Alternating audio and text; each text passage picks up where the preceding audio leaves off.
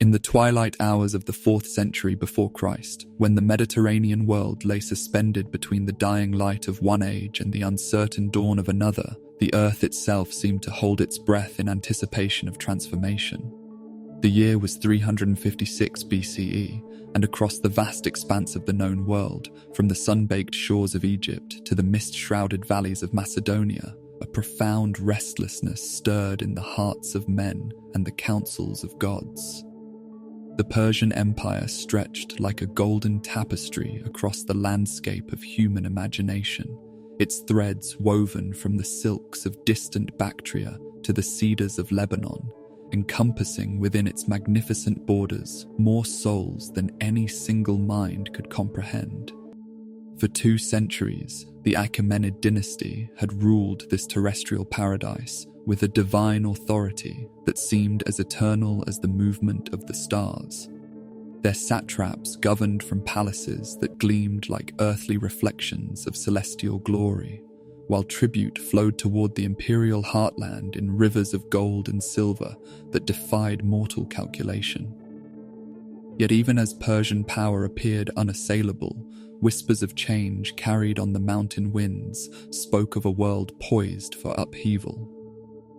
In the sacred groves where oracles tended fires that had burned since time immemorial, priestesses gazed into the dancing flames and saw visions that troubled their ancient wisdom. The cosmic balance between East and West, between the settled civilization of the Great King and the restless energy of the barbarian lands, trembled on the edge of transformation.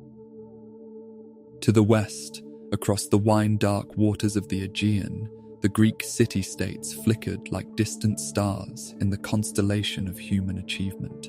Each polis burned with its own fierce light, Athens with the brilliance of philosophy and democratic experiment, Sparta with the steady glow of Milae, Tyre discipline, Thebes with the sudden flare of unexpected ascendancy. Yet for all their individual magnificence, these lights remained scattered, unable to combine their radiance into a single illuminating force capable of challenging the Eastern Colossus. It was a world where mythology and history danced together in an eternal embrace, where the deeds of heroes echoed through generations, and the favor of the gods could elevate a mortal man to divine status or cast him down into the shadows of ignominy. The old stories still held power, tales of Achilles before the walls of Troy, of Heracles laboring to achieve immortality, of Perseus crossing impossible distances to slay monsters that dwelt at the very edges of the world. These were not merely entertainments for winter evenings, but living templates that shaped how men understood their own potential for greatness. In this pregnant moment of historical anticipation, Macedonia emerged from the northern mists like a dream becoming flesh. This land of horses and hunting kings had long existed on the periphery of Greek consciousness, regarded by the southern city-states as barely civilized, a realm where barbarism wore the thin veneer of Hellenic culture. Yet beneath this dismissive assessment lay a more complex reality, a kingdom that combined the military traditions of its tribal past with an increasingly sophisticated understanding of statecraft and diplomacy. The cosmic tension between civilization and barbarism, between the settled and the nomadic, between East and West, was about to find its resolution in a single extraordinary life. For in this world balanced on the knife's edge of destiny, where prophecy and ambition moved in mysterious harmony, the gods were preparing to send forth a catalyst who would shatter the existing order and reshape it according to a vision that transcended all previous human imagination. As the sacred fires burned in their mountaintop sanctuaries, casting long shadows across valleys, where shepherds watched their flocks and farmers tended fields that had known the plough since the dawn of agriculture, the air itself seemed charged with the electricity of approaching storm. Change was coming, carried not on the wings of natural catastrophe, but in the dreams and ambitions of a child yet to be born, whose destiny would prove greater than the sum of all the empires that had come before. The transformation of Macedonia from peripheral kingdom to emerging power began not with conquest, but with the visionary pragmatism of Philip II, a man whose genius lay in recognizing that true strength emerged from the synthesis of tradition and innovation. Having spent his formative years as a hostage in Thebes, Philip returned to his ancestral lands carrying within his mind the seeds of military revolution. He understood that Macedonia's future depended not merely on the courage of its warriors, but on their discipline, their coordination, and their willingness to embrace new ways of warfare that would render obsolete the heroic individualism of the past. Under Philip's transformative leadership, the Macedonian phalanx evolved from a collection of tribal warriors into a precision instrument of tactical brilliance. The sarissa, that 18-foot spear that would become the signature weapon of Macedonian dominance, represented more than mere technological advancement. It embodied a philosophical shift toward collective action and coordinated movement that reflected deeper changes in how power itself was conceived and exercised. Yet even as Philip molded his kingdom into an instrument capable of challenging the established order, the gods were preparing a drama that would transcend his own considerable ambitions. In the sacred marriage between the pragmatic king of Macedonia and Olympias of Epirus, forces both political and mystical converged to create conditions for the birth of a figure whose destiny would reshape the very foundations of the ancient world.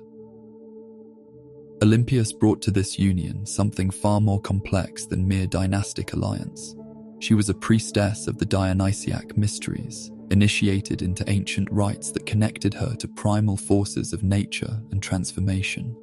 Her spiritual practices involved communion with serpents, those ancient symbols of dobitum, istum, and regeneration, and her very presence seemed to charge the atmosphere of the Macedonian court with an otherworldly intensity that both fascinated and unsettled those who encountered her.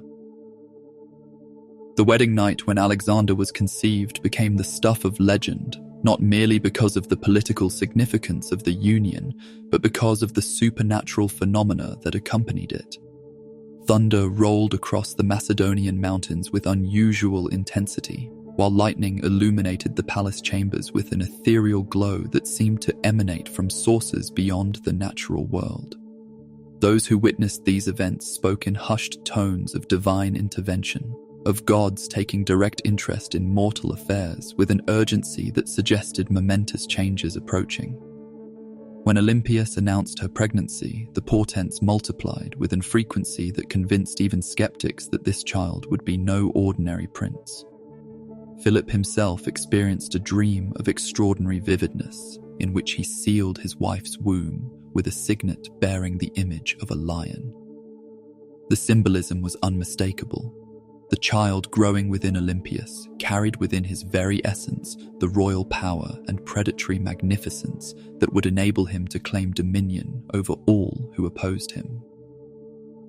The birth itself, occurring on the 6th day of the month Lous in the year 356 BCE, was accompanied by phenomena that transformed the event from royal delivery into cosmic drama.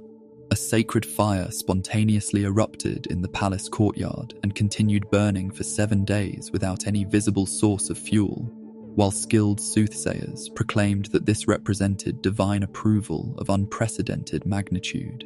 Even more remarkably, on the very day of Alexander's birth, the Temple of Artemis at Ephesus, one of the 7 wonders of the world, was consumed by flames, leading priests throughout the Greek world to declare that the goddess herself had been absent from her sanctuary, occupied instead with attending the birth of one who would bring fire to all of Asia.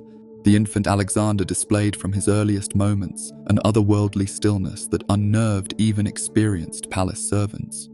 Rather than the crying and restlessness typical of newborns, he seemed to gaze upon his surroundings with eyes that appeared to contain wisdom far beyond his days.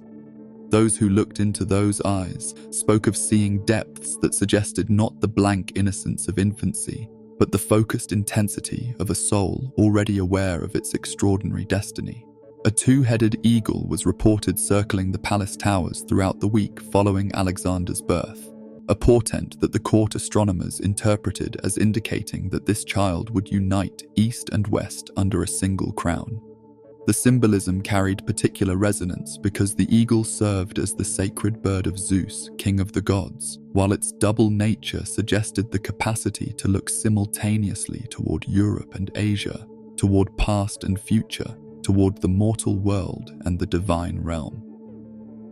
As the months passed and the infant grew into early childhood, signs of his unusual nature continued to manifest. Alexander displayed a preternatural composure that suggested an inner certainty about his place in the cosmic order.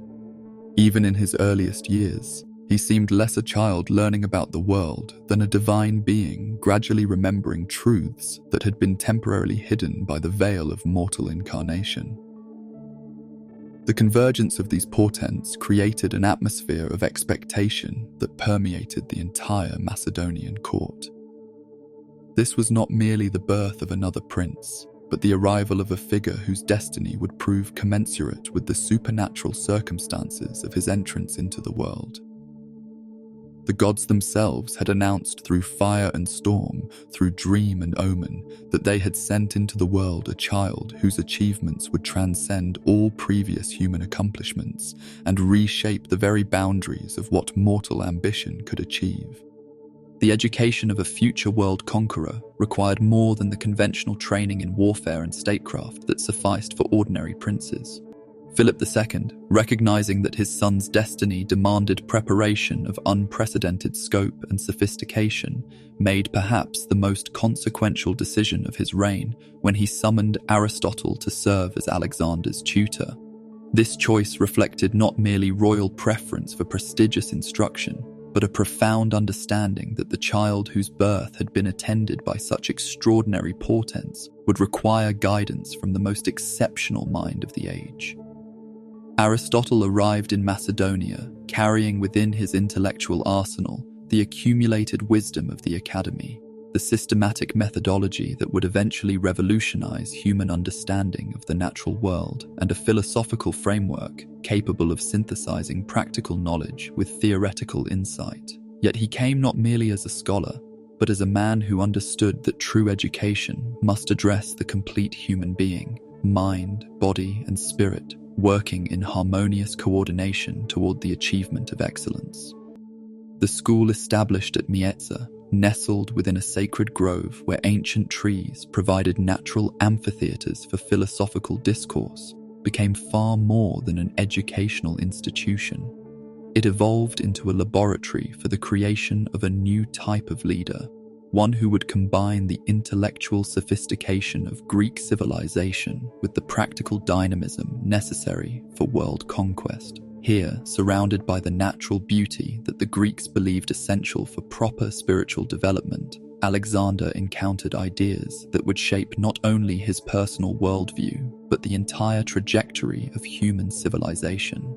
The curriculum that Aristotle designed for his royal pupil transcended conventional boundaries between lines, reflecting the philosophical conviction that true understanding emerges only from the integration of diverse forms of knowledge. Natural philosophy provided insights into the fundamental principles governing physical reality, while ethics explored the proper relationship between individual ambition and social responsibility. Political theory illuminated the mechanisms through which human communities could be organized and governed, while rhetoric developed the communicative skills necessary for leadership on a scale that transcended traditional political boundaries. Yet among all the texts that shaped Alexander's intellectual development, none exerted greater influence than Homer's Iliad. This was not merely literary appreciation, but a form of spiritual identification that approached religious devotion. Alexander carried a specially annotated copy of the epic throughout his campaigns, sleeping with it beneath his pillow alongside his dagger, treating it as both tactical manual and sacred scripture. In Achilles, he found not simply a heroic model, but a template for his own destiny, a figure who chose eternal glory over long life, who transcended mortal limitations through the very intensity of his commitment to excellence. The identification with Achilles represented more than adolescent hero worship. It reflected Alexander's growing awareness that his own life was intended to serve as a bridge between the mythological past and historical reality, that he was destined to transform the legendary deeds celebrated in ancient poetry into contemporary achievement that would surpass even those immortal precedents.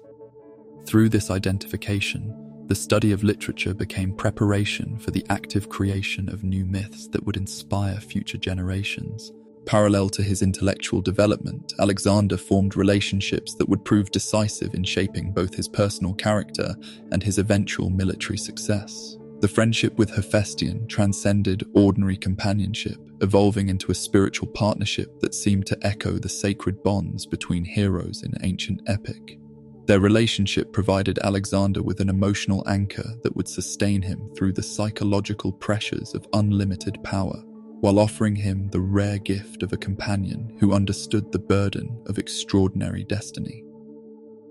The training with the companion cavalry introduced Alexander to the collective discipline and coordinated movement that would become the foundation of his military genius. Yet even here, his exceptional nature manifested itself in ways that distinguished him from his peers. Where others learned to follow orders and maintain formation, Alexander seemed instinctively to understand the deeper principles of tactical coordination, grasping almost intuitively how individual excellence could be channeled into collective achievement without sacrificing the heroic individualism that remained essential to inspirational leadership. The taming of Bucephalus became the defining demonstration of Alexander's capacity to master forces that appeared beyond human control. The great black stallion, brought to Philip's court as a potential warhorse, had proven too violent and unpredictable for any rider to manage. Yet the 13-year-old Alexander recognized what others had missed, that the horse's apparent madness stemmed from fear of his own shadow. By turning Bucephalus toward the sun and mounting him in a single fluid motion, Alexander achieved a mastery that was simultaneously practical and symbolic. This triumph represented far more than successful horsemanship. It demonstrated Alexander's intuitive understanding that true leadership often requires recognizing the hidden fears that prevent others from achieving their potential, and that apparent opposition frequently masks a deeper desire for partnership and shared purpose. The relationship between Alexander and Bucephalus became a living metaphor for the harmonious coordination between intelligence and power, between vision and execution, that would characterize his approach to conquest. Through this comprehensive education, encompassing intellectual sophistication, physical training, emotional development, and spiritual preparation, Alexander gradually evolved from exceptional child into something approaching a divine being prepared for earthly incarnation. The synthesis of Aristotelian rationality with Homeric heroism, of philosophical reflection with practical skill, created a consciousness capable of conceiving and executing ambitions that transcended all previous human achievement. As his formal education neared completion, Alexander began to display signs of an inner certainty that suggested awareness of his extraordinary destiny. He spoke increasingly of achieving deeds that would surpass not only contemporary rivals but the legendary heroes of the past. This was not mere adolescent boasting, but the expression of a consciousness that had begun to grasp the cosmic significance of his intended role in human history. The boy who had been born amid supernatural portents was becoming a young man whose very presence seemed to alter the atmosphere around him, whose vision extended beyond the conventional limitations of mortal ambition toward possibilities that existed at the intersection of human potential and divine intervention. The forging of this God-King was nearly complete, awaiting only the catalyst of opportunity to transform preparation into action, education into empire. The delicate equilibrium that had sustained the Macedonian royal household throughout Alexander's formative years began to fracture with the inexorable pressure of political necessity and human passion. Philip II, having transformed his kingdom into the dominant power of northern Greece, found himself confronting the eternal challenge that faces all successful rulers: how to balance personal desire with dynastic obligation, individual happiness with the relentless demands of statecraft.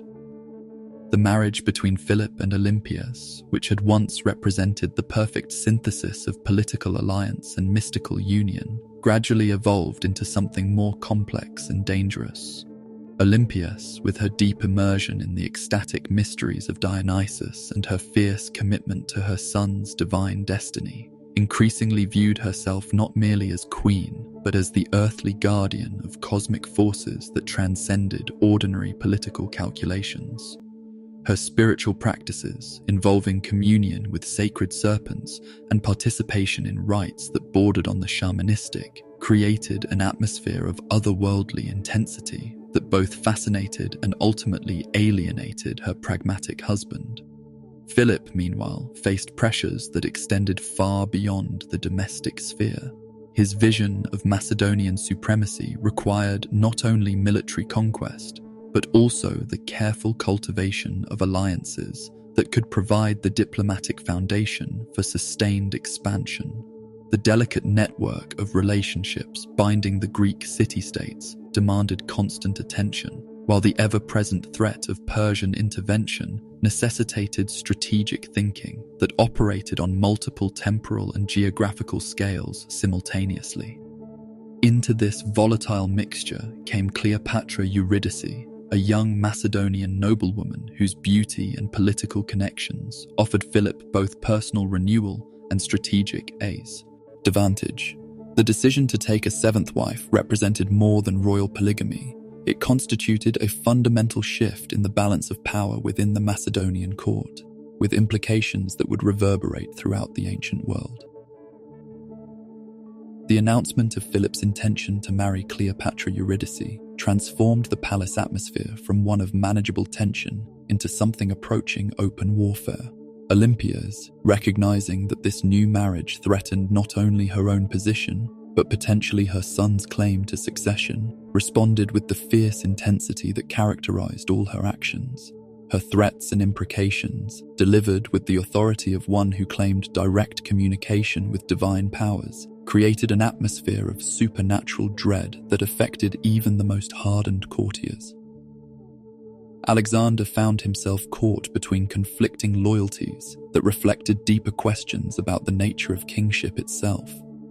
His education under Aristotle had emphasized the importance of rational calculation and measured response, yet his identification with the heroic tradition demanded a more direct and passionate engagement with questions of honor and justice. The tension between these approaches would prove characteristic of his entire subsequent career, manifesting as a capacity for both brilliant strategic thinking and impulsive action that bordered on the reckless.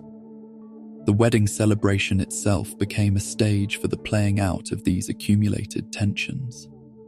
Philip, perhaps seeking to demonstrate that his authority transcended all personal opposition, organized festivities of unprecedented magnificence, inviting representatives from throughout the Greek world to witness his triumph. The ceremony was designed not merely to celebrate a marriage, but to serve as a demonstration of Macedonian power and Philip's personal command over the forces that shaped the destiny of his kingdom. Yet even as the celebration reached its climax, forces beyond Philip's control were moving toward convergence. Pausanias, one of Philip's bodyguards, nursed grievances that reflected the complex intersection of personal humiliation and political calculation. His motivations remained obscure, involving allegations of sexual assault and Philip's failure to provide adequate redress, but the psychological dynamics underlying his resentment tapped into deeper currents of discontent that affected numerous members of the Macedonian elite. The assassination itself occurred with a swiftness that transformed celebration into chaos within the span of heartbeats. As Philip entered the theatre, moving in stately procession between the statues of the 12 Olympian gods and his own image, a display of divine pretension that perhaps invited divine retribution, Pausanias struck with the precision of one who had planned his action with meticulous care. The dagger that ended Philip's life represented more than personal vengeance. It served as the catalyst for a transformation that would reshape the political landscape of the ancient world. The immediate aftermath revealed both the fragility and the strength of the system Philip had created. Chaos threatened to engulf the kingdom as competing factions maneuvered for advantage, yet the institutions and relationships he had established provided sufficient stability to prevent complete collapse. Alexander, despite his youth, demonstrated an immediate grasp of the political necessities that the crisis demanded. The 20-year-old prince's response to his father's murder revealed the emergence of a political intelligence that combined inherited intuition with the systematic training he had received. Rather than allowing grief or shock to paralyze his judgment, Alexander moved with decisive swiftness to eliminate potential rivals and consolidate his claim to the throne. The executions that followed, while brutal by later standards, reflected a clear understanding that mercy, however admirable in principle, could prove fatal in practice when the stability of an entire kingdom hung in the balance. The symbolic claiming of the royal regalia represented more than ceremonial succession. It constituted a spiritual transformation that elevated Alexander from mortal prince to divinely sanctioned king. The diadem that had rested upon Philip's brow carried within its simple circlet the accumulated authority of generations of Macedonian rulers, while the scepter placed in Alexander's hand served as a tangible connection to the divine sources of legitimate power. His first address to the army revealed a rhetorical sophistication that drew upon both his classical education and his intuitive understanding of how to inspire men facing uncertain futures.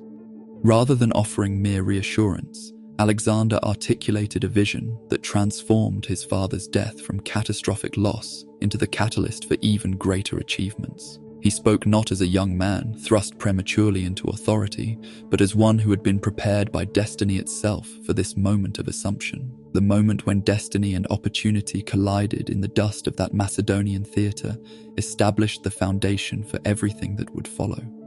The blood that stained the stones bore witness to the transformation of one age into another, marking the transition from the careful, methodical expansion that had characterized Philip's reign to the explosive conquest that would define Alexander's legacy. Yet even as the immediate crisis passed and Alexander's authority became established, the deeper implications of this violent succession continued to reverberate. The young king had learned through bitter experience that power, however legitimate its source, ultimately depended upon the capacity to eliminate opposition with ruthless efficiency. This lesson would shape his approach to rule throughout his subsequent career, contributing to both his extraordinary success and his ultimate isolation from the human connections that might have sustained him through the psychological pressures of unlimited authority. The assassination of Philip II represented far more than a dynastic transition. It marked the moment when the ancient world began its transformation into something unprecedented in human history. The blood spilled in that theatre would eventually flow in rivers across 3 continents, carrying with it the seeds of cultural synthesis and imperial ambition that would reshape civilization itself. The news of Philip's assassination swept across the Greek world like wildfire, igniting hopes among the city-states that had chafed under Macedonian hegemony for nearly 2 decades. From the Aegean islands to the mountains of Aetolia, from the plains of Thessaly to the sacred groves of Delphi, the whispered message spread with intoxicating swiftness. The great Philip was dead, and in his place sat a mere boy, untested in war and uncertain in authority. The moment for liberation had arrived, or so it seemed to those who had forgotten the deeper foundations upon which Macedonian power rested. Athens, that ancient beacon of democratic idealism and intellectual achievement, responded to the news with barely concealed jubilation. Demosthenes, the orator whose Philippics had thundered against Macedonian expansion with prophetic intensity, appeared in the agora wearing garlands of celebration despite the fact that he was officially in mourning for his daughter's recent death.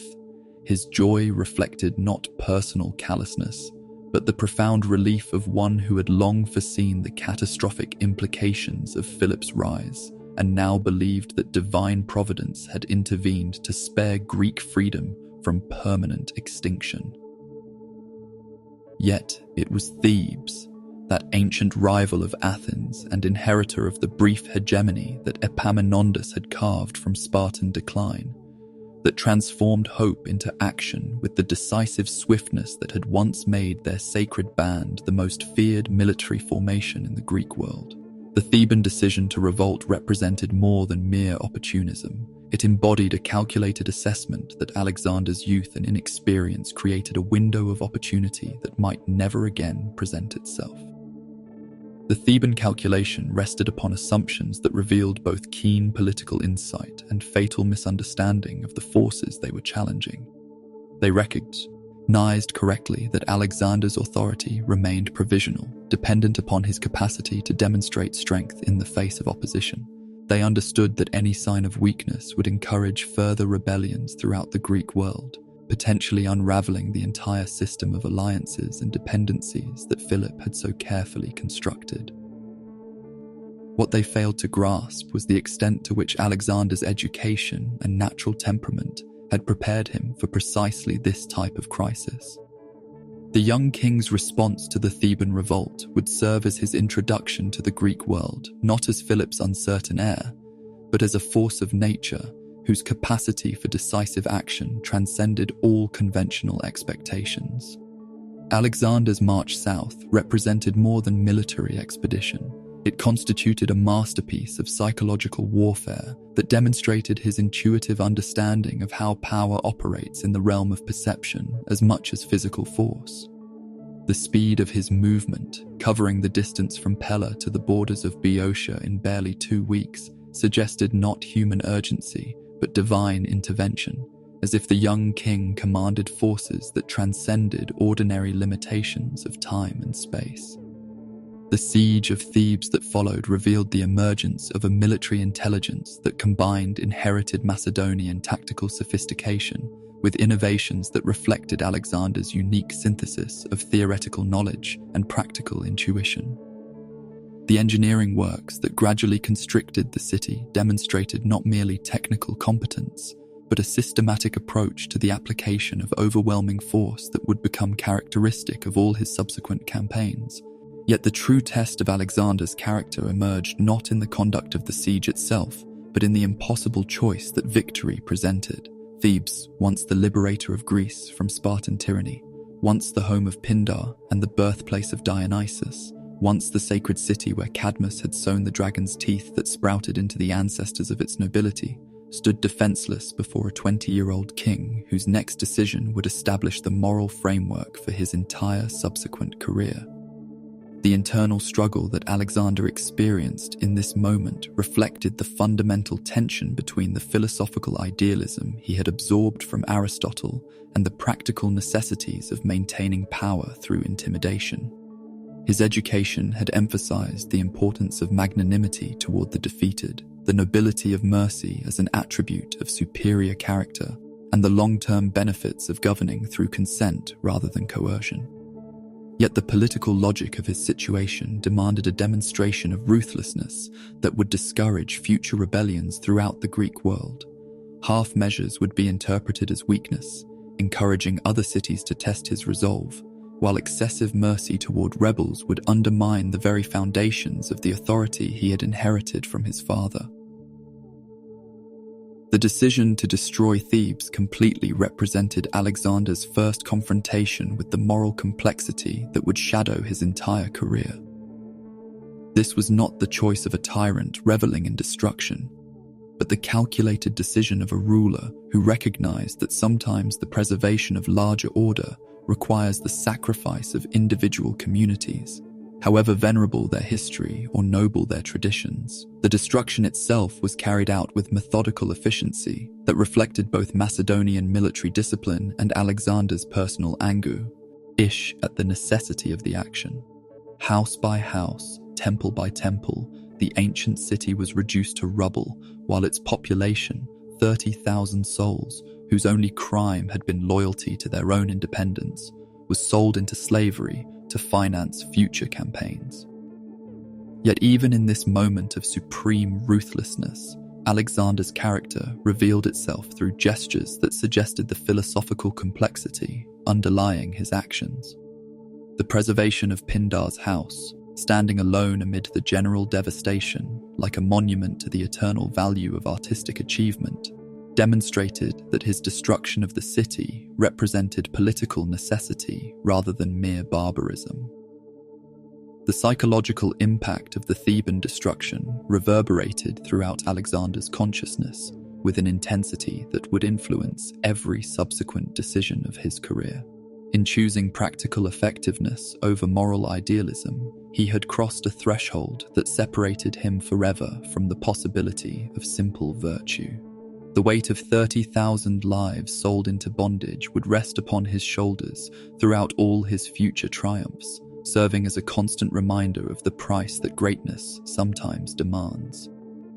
The lesson of Thebes established the fundamental paradox that would define Alexander's relationship with power throughout his life, that the achievement of extraordinary greatness often requires the abandonment of ordinary goodness, that the ruler who seeks to transform the world must sometimes sacrifice the very values that might justify such transformation. This realization, learned through bitter experience at the beginning of his career, would shape his understanding of leadership as a fundamentally tragic vocation that elevates its practitioners to superhuman achievement while simultaneously isolating them from the consolations of conventional morality. The smoke from Thebes had barely dispersed when Alexander's gaze turned eastward, across the wine-dark waters of the Aegean, toward the vast empire that had haunted Greek imagination for generations. The destruction of the Boeotian city, while establishing his authority over the Hellenic world, represented merely the completion of his inheritance from Philip. The transformation of Macedonia from peripheral kingdom into the hegemon of a united Greece. Yet for a consciousness shaped by identification with Achilles and education in the limitless possibilities of human achievement, mere consolidation of existing gains could never satisfy the ambitions that destiny had awakened. The Persian Empire that beckoned from across the narrow straits represented more than territorial opportunity. It embodied the ultimate test of whether Greek military virtue and intellectual sophistication could triumph over the accumulated wealth and numerical superiority of the Oriental despotism. For over a century since the first Persian invasions under Darius and Xerxes, this confrontation had shaped the Greek understanding of their own identity as defenders of freedom against the forces of tyranny and barbarism. The sacred rituals that preceded Alexander's departure revealed the extent to which this expedition transcended mere military adventure, ascending to the level of cosmic drama in which mortal ambitions aligned with divine purposes.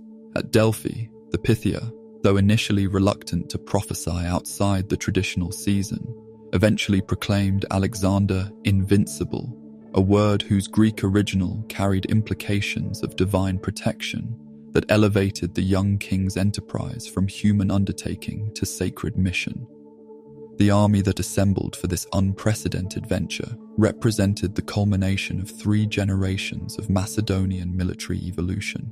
The 35,000 men who would follow Alexander across the known world embodied not merely superior numbers or equipment, but a revolutionary synthesis of tactical innovation and psychological conditioning that transformed warfare from heroic individual combat into coordinated collective action of devastating effectiveness. The Macedonian phalanx, with its forest of 18-foot sarissas, provided the anvil upon which enemy formations would be shattered, while the companion cavalry served as the hammer that would deliver the decisive blow. Yet beyond these technical innovations lay something more profound, a shared understanding among officers and men alike that they participated in an enterprise whose significance transcended conventional military objectives, that they served as instruments of a destiny that would reshape the foundations of human civilization. The crossing of the Hellespont, that narrow waterway that had witnessed the passage of Xerxes' vast host in the opposite direction nearly a century and a half earlier, assumed symbolic significance that elevated it beyond mere logistical necessity. Alexander himself steered the lead vessel, and as the Macedonian shore receded behind them, he performed the ritual spear cast that claimed the Asian continent as his inheritance from the gods.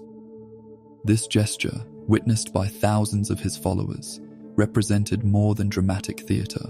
It constituted a binding commitment that transformed the expedition from tentative exploration into irrevocable conquest. By claiming Asia through the ancient rite of spear-won territory, Alexander announced to his army, his enemies, and the gods themselves that retreat was no longer possible, that they would either achieve complete victory or perish in the attempt.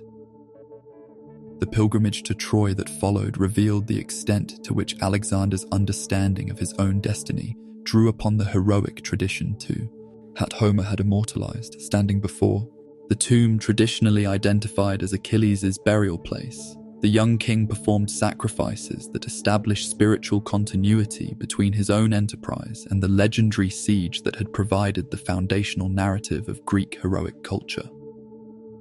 The exchange of armor that took place at this sacred site possessed implications that extended far beyond ceremonial respect for ancestral heroes. By donning arms allegedly worn by Achilles himself, Alexander assumed not merely symbolic protection, but the psychological burden of matching achievements that existed at the intersection of history and mythology. He committed himself publicly to surpassing even the greatest heroes of the past, transforming his Asian expedition into a conscious attempt to create new legends that would inspire future generations. The landscape of Asia Minor that opened before the advancing Macedonians possessed an alien beauty that challenged conventional Greek assumptions about the relationship between civilization and geography. Here were cities of unprecedented antiquity, their foundations lost in the mists of prehistoric settlement, their architectural traditions reflecting cultural influences that extended far beyond the familiar boundaries of Hellenic experience. Yet it was not merely the physical environment that began to transform the consciousness of Alexander and his army, but the gradual realization that they had crossed a threshold separating the familiar world of their birth from a realm where different possibilities obtained, where the normal limitations of human ambition no longer applied with their customary force. Each day's march carried them further from the security of known boundaries into a landscape where the very scale of their enterprise began to reshape their understanding of what might be achieved. The psychological transformation that accompanied this geography's journey manifested itself in subtle changes in behavior and outlook that marked the beginning of Alexander's evolution from Macedonian king to world conqueror. The young man who had crossed the Hellespont as heir to Philip's carefully constructed hegemony began to display the confidence and visionary scope that would characterize his approach to challenges whose magnitude transcended all previous human experience. The burning of the ships, that decisive act that eliminated the possibility of retreat and committed the entire expedition to success or annihilation, represented the final transformation of tentative adventure into cosmic gamble. By destroying their means of return, Alexander and his army crossed a psychological Rubicon that separated them forever from the modest ambitions of conventional warfare and committed them to achievements that would either establish them as the greatest conquerors in human history or ensure their complete destruction in the attempt. As the smoke from the burning fleet dissipated across the waters of the Hellespont, the die was cast for an enterprise that would reshape the foundations of the ancient world. The young king who had begun his Asian adventure as the heir to Macedonian tradition was rapidly becoming something unprecedented in human history, a conqueror whose vision encompassed not merely the defeat of enemies, but the fundamental transformation of civilization itself. The point of no return had been passed, and ahead lay challenges whose magnitude would test the limits of human ambition and divine favor. The crossing of fate was complete, and the destiny that had been foretold through portents and prophecy began its inexorable unfolding across the vast stage of the ancient world. The first test of Alexander's grand enterprise materialized along the banks of the Granicus River, where the satraps of Western Asia Minor had assembled a force that represented not merely military opposition, but a fundamental challenge to the legitimacy of the Macedonian invasion. The Persian commanders who awaited the young king's advance understood that this initial encounter would establish the psychological framework for everything that followed. That victory here would confirm Alexander's divine favor, while defeat would reveal his mortality and encourage resistance throughout the vast empire. The strategic situation that confronted the Macedonians upon their arrival at the river crossing embodied all the tactical challenges that would characterize Alexander's Asian campaigns. A numerically superior enemy occupying advantageous terrain, supported by Greek mercenaries whose professional competence matched that of his own forces, commanded by experienced generals who understood both the strengths and limitations of their diverse military formations. The Persian deployment revealed sophisticated understanding of the tactical problems that the Macedonian advance presented. By positioning their cavalry along the elevated eastern bank of the swollen river, they created a defensive position that would force Alexander to attack uphill through water against enemies who could rain missiles down upon his advancing formations. The Greek mercenaries, held in reserve behind this cavalry screen, provided a final barrier capable of withstanding even successful Macedonian assault. Parmenion, Alexander's most experienced general and the embodiment of the cautious pragmatism that had characterized Philip's approach to warfare, counseled delay. His recommendation to camp for the night and attack at dawn reflected sound military judgment based on decades of successful campaigning. Wise. It also represented a fundamental misunderstanding of the psychological dynamics that governed Alexander's approach to leadership. The young king's rejection of this counsel revealed the emergence of an intellectual framework that transcended conventional tactical thinking. Alexander recognized that the expedition's ultimate success depended not merely upon winning battles, but upon establishing a reputation for invincibility that would undermine enemy morale throughout the empire. Delay, however tactically justified, would suggest uncertainty and provide the Persians with time to reinforce their position or develop alternative strategies. More fundamentally, Alexander understood that his authority over his own forces rested upon their belief in his supernatural destiny. The army that had followed him across the Hellespont expected miracles, and miracles, by definition, could not be achieved through conventional methods that emphasized caution over audacity, calculation over divine inspiration. The decision to attack immediately, despite the obvious tactical disadvantages, represented Alexander's first major demonstration of the leadership philosophy that would carry him across 3 continents. Rather than accepting the limitations that circumstances seemed to impose, he chose to transform those very limitations into opportunities for the type of spectacular victory that would confirm his divine favor in the eyes of both followers and enemies. The assault itself unfolded with the precision of a deadly ballet, each movement choreographed by tactical intelligence that operated at levels approaching the supernatural. Alexander led the companion cavalry in a charge that defied every conventional principle of river-crossing operations, hurling his elite formations directly into the teeth of enemy resistance with a confidence that bordered on the suicidal. The impact of the Macedonian cavalry striking the Persian line generated a chaos that transformed methodical battle into swirling individual combats where superior training and equipment could overcome numerical disadvantage. Yet it was not merely technical proficiency that carried the day, but the psychological effect of Alexander's personal leadership, his willingness to expose himself to dangers that would have deterred more cautious commanders.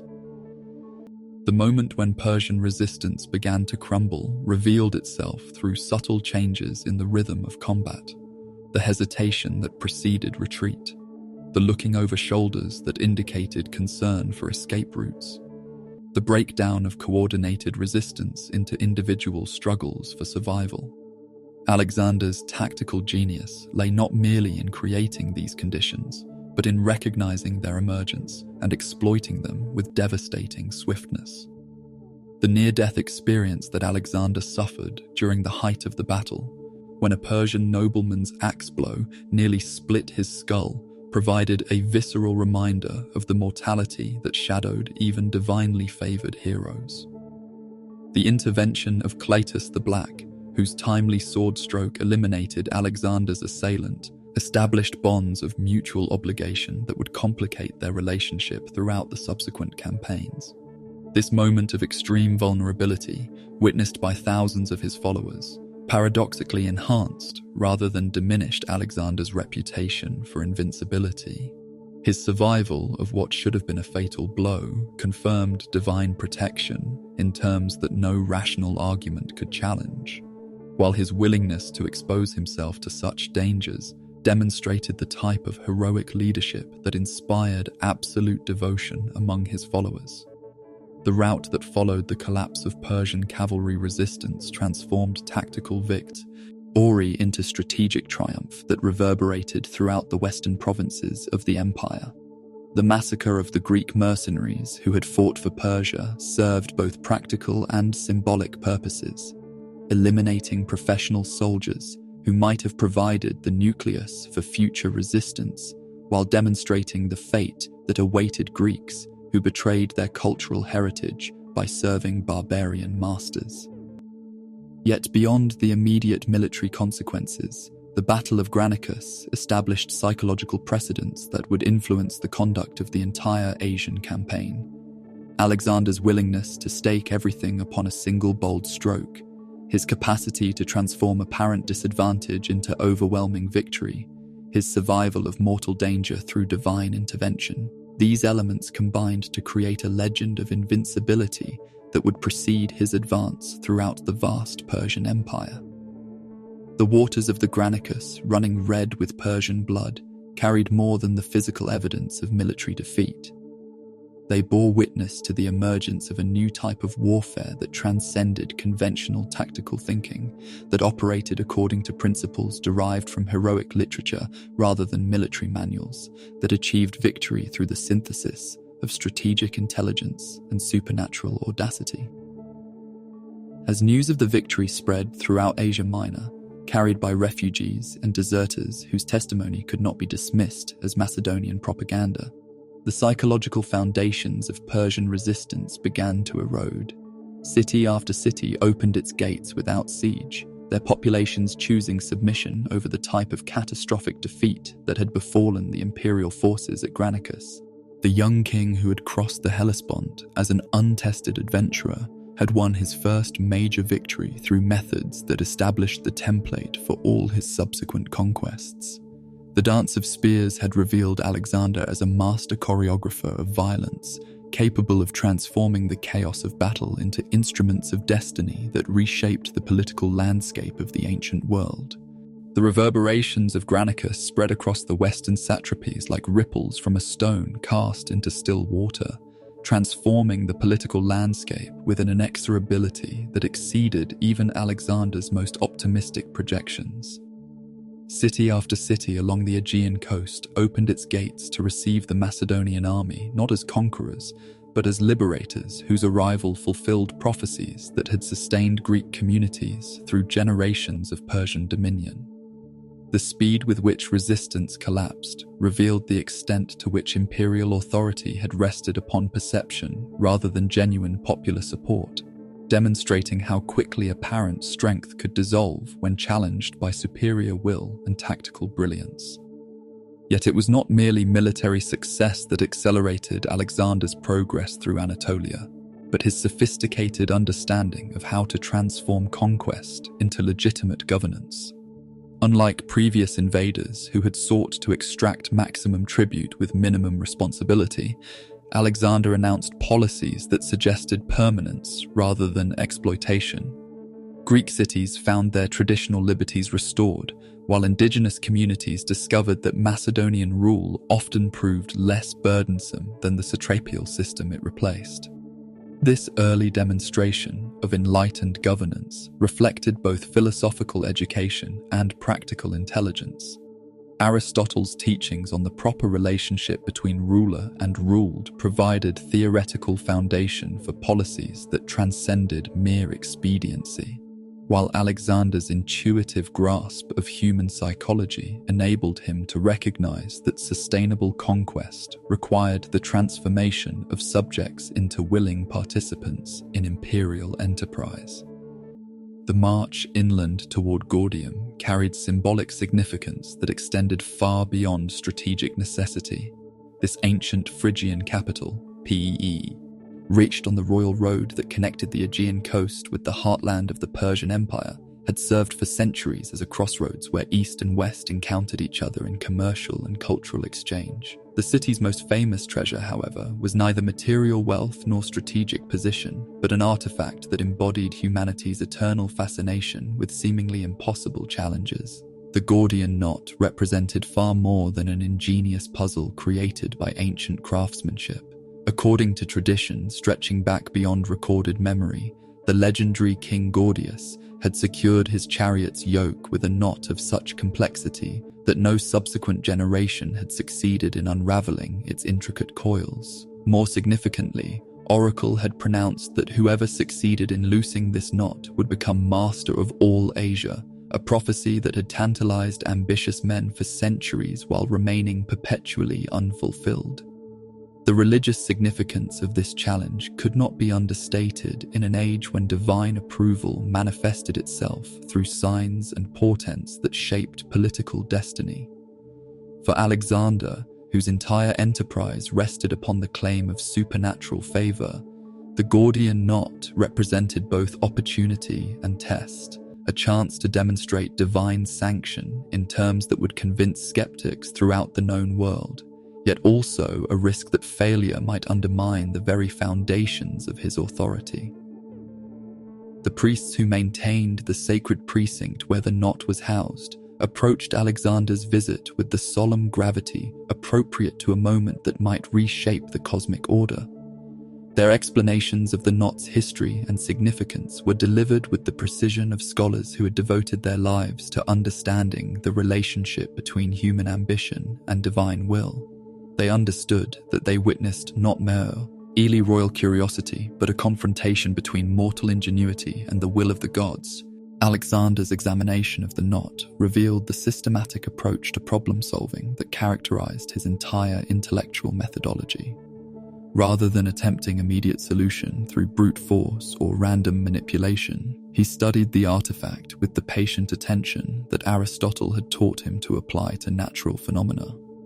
The complexity that had baffled previous challenges became, under his analytical gaze, a puzzle whose solution required not conventional thinking, but fundamental reimagining of the challenge itself. The moment of decision that followed this careful examination embodied the synthesis of philosophical training and heroic audacity that distinguished Alexander's approach to seemingly impossible obstacles. Recognizing that the knot's complexity rendered traditional untying techniques ineffective, he drew his sword and severed the binding with a single decisive stroke that transformed the nature of the challenge itself. This solution provoked immediate controversy among the assembled witnesses. Conservative priests argued that divine intention required literal fulfillment of the oracle's terms, that cutting rather than untying represented a failure to meet the challenge as traditionally understood. Yet others recognized that Alexander's approach demonstrated exactly the type of unconventional thinking that marked true genius, the capacity to transcend artificial limitations by redefining the parameters of the problem itself. The thunder that rolled across the clear sky immediately following Alexander's sword stroke provided divine commentary that silenced all debate. This supernatural approval, witnessed by hundreds of observers whose testimony could not be dismissed as Macedonian propaganda, confirmed that the gods themselves endorsed Alexander's interpretation of their challenge. The prophecy had been fulfilled not through conventional means, but through the superior understanding that recognized when traditional methods must yield to revolutionary innovation. The psychological impact of this symbolic victory upon Alexander's army proved as significant as any battlefield triumph. The soldiers who had followed him across the Hellespont on the promise of divine favor now possessed tangible proof that their king enjoyed supernatural support. The confidence that radiated throughout the Macedonian ranks following the Gordian Knot's resolution would sustain them through challenges that would have broken lesser forces, providing psychological armor that proved as valuable as bronze and iron. More broadly, news of Alexander's success spread throughout the Persian Empire with the velocity that attended all reports of supernatural intervention. The young king, who had begun his Asian adventure as a promising but unproven adventurer, had demonstrated through this symbolic triumph that he possessed the divine sanction necessary for achievements that transcended ordinary human limitations. The severed cord that lay in the dust of Gordium's sacred precinct represented more than destroyed artifact. It embodied the transformation of ancient prophecy into contemporary reality. The knot that had symbolized the impossibility of mortal dominion over Asia had been dissolved through the superior intelligence that recognized when apparent obstacles could be transformed into opportunities for transcendent achievement. As Alexander's army resumed its eastward march, carrying with them the certainty that divine favor guided their enterprise, the psychological foundations for unprecedented conquest had been firmly established. The unraveling of the Gordian knot marked the moment when mythological possibility became historical inevitability, when the dreams of poets and the ambitions of kings converged in a single consciousness, capable of transforming the world according to visions that originated beyond the boundaries of conventional human imagination.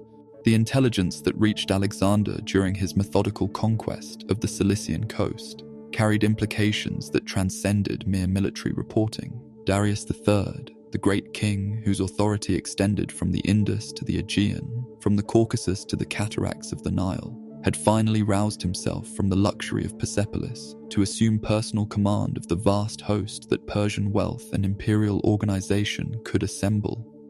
This was no longer a matter of regional resistance led by ambitious satraps, but the ultimate confrontation between the two great civilizations that had shaped the ancient world's understanding of power and possibility. The army that Darius led westward towards Syria embodied the accumulated military tradition of the greatest empire in human history. 600,000 men, according to contemporary accounts whose numbers may have been inflated by awe, but whose essential magnitude could not be dismissed, marched under the standards of provinces whose names evoked the remotest corners of the known world. Bactrian cavalry from the roof of the world, Scythian horse archers from the steppes beyond civilization, Indian war elephants whose very presence on the battlefield challenged conventional tactical thinking. All these and countless others served as instruments of imperial will that had never known defeat at the hands of Western barbarians. Yet the true significance of Darius's advance lay not in mere numbers, impressive though these might be, but in the symbolic stakes that his personal presence established. The great king's participation transformed what might have remained a frontier conflict into a cosmic drama that would determine whether Persian imperial ideology or Greek concepts of heroic excellence would shape the future development of human civilization. The convergence of these vast forces in the narrow coastal plain between the Ammonius Mountains and the Mediterranean Sea reflected strategic calculations that would prove decisive for the battle's outcome. Darius, confident in his numerical superiority, and perhaps advised by Greek mercenaries who understood Macedonian tactical methods, chose a position that he believed would negate Alexander's principal advantages while allowing Persian strength to achieve maximum effect. The irony that would become apparent only in retrospect lay in the extent to which both commanders had miscalculated the implications of their chosen battlefield. Darius, seeking to prevent Macedonian tactical maneuver by fighting in constricted terrain, had actually eliminated his own army's capacity to bring superior numbers to bear effectively. Alexander, initially concerned that the narrow plain would limit his cavalry's freedom of action, would discover that these very restrictions created opportunities for the type of concentrated assault that his tactical system had been designed to deliver. The night before battle revealed both armies engaged in the ritual preparations that transformed mere military encounter into sacred ordeal. Persian priests performed sacrifices to Ahura Mazda while invoking the divine sanction that had sustained Achaemenid rule for over 2 centuries. Macedonian seers consulted omens and offered libations to Zeus, seeking confirmation that divine favor continued to smile upon their unprecedented enterprise. Alexander's personal preparations that evening demonstrated the synthesis of intellectual sophistication and spiritual intensity that distinguished his approach to leadership. His study of the tactical situation revealed systematic analysis worthy of his philosophical education, while his invocation of Achilles and the heroic tradition reflected understanding that extraordinary achievements required inspiration beyond mere technical competence. The speech that Alexander delivered to his assembled commanders represented a masterpiece of rhetorical art that combined practical encouragement with mythological elevation. Rather than minimizing the challenges that the coming battle would present, he embraced them as opportunities to achieve the type of imperishable glory that Homer had celebrated in verse.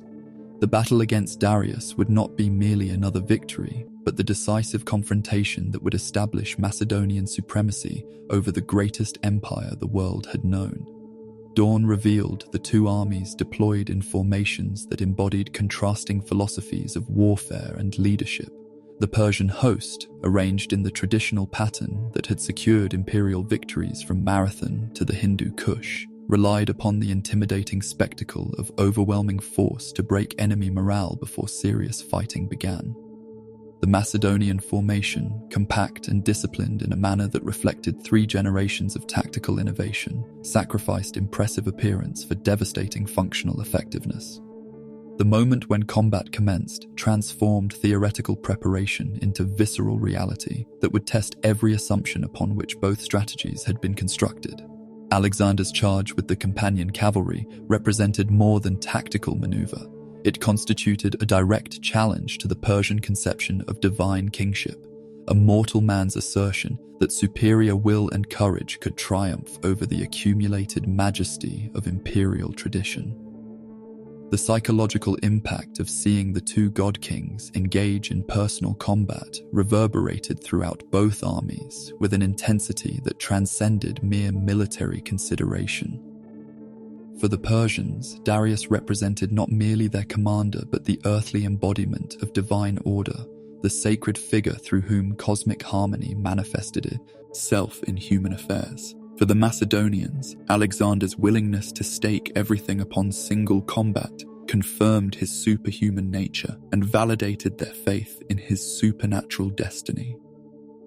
The moment when Persian resistance began to collapse revealed itself first through subtle changes in battlefield psychology that preceded any obvious tactical developments. The hesitation that crept into Persian attacks, the backward glances that indicated concern for retreat routes, the breakdown of coordinated resistance into individual struggles for survival. These signs of impending defeat manifested themselves in patterns that Alexander's tactical intelligence had been trained to recognize and exploit.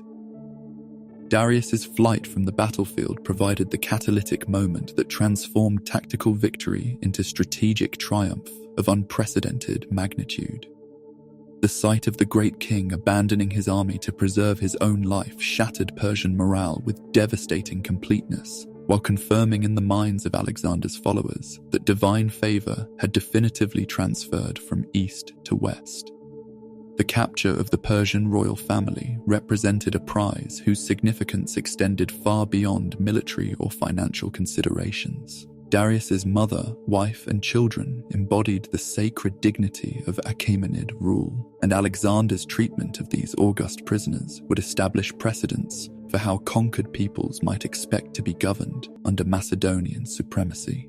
The chivalrous behavior that Alexander displayed toward his captives revealed the influence of his classical education and his sophisticated understanding of how magnanimity toward the defeated could serve both moral and practical purposes.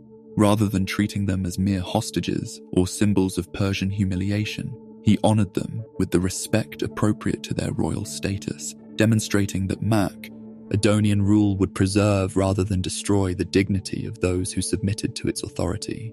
This gracious treatment of the Persian royal family provided the foundation for policies that would characterize Alexander's entire approach to imperial governance. Unlike previous conquerors who had sought to obliterate the cultural identity of their subjects, Alexander announced through his actions that he intended to preserve and indeed to honor the traditions of those who acknowledged his supremacy.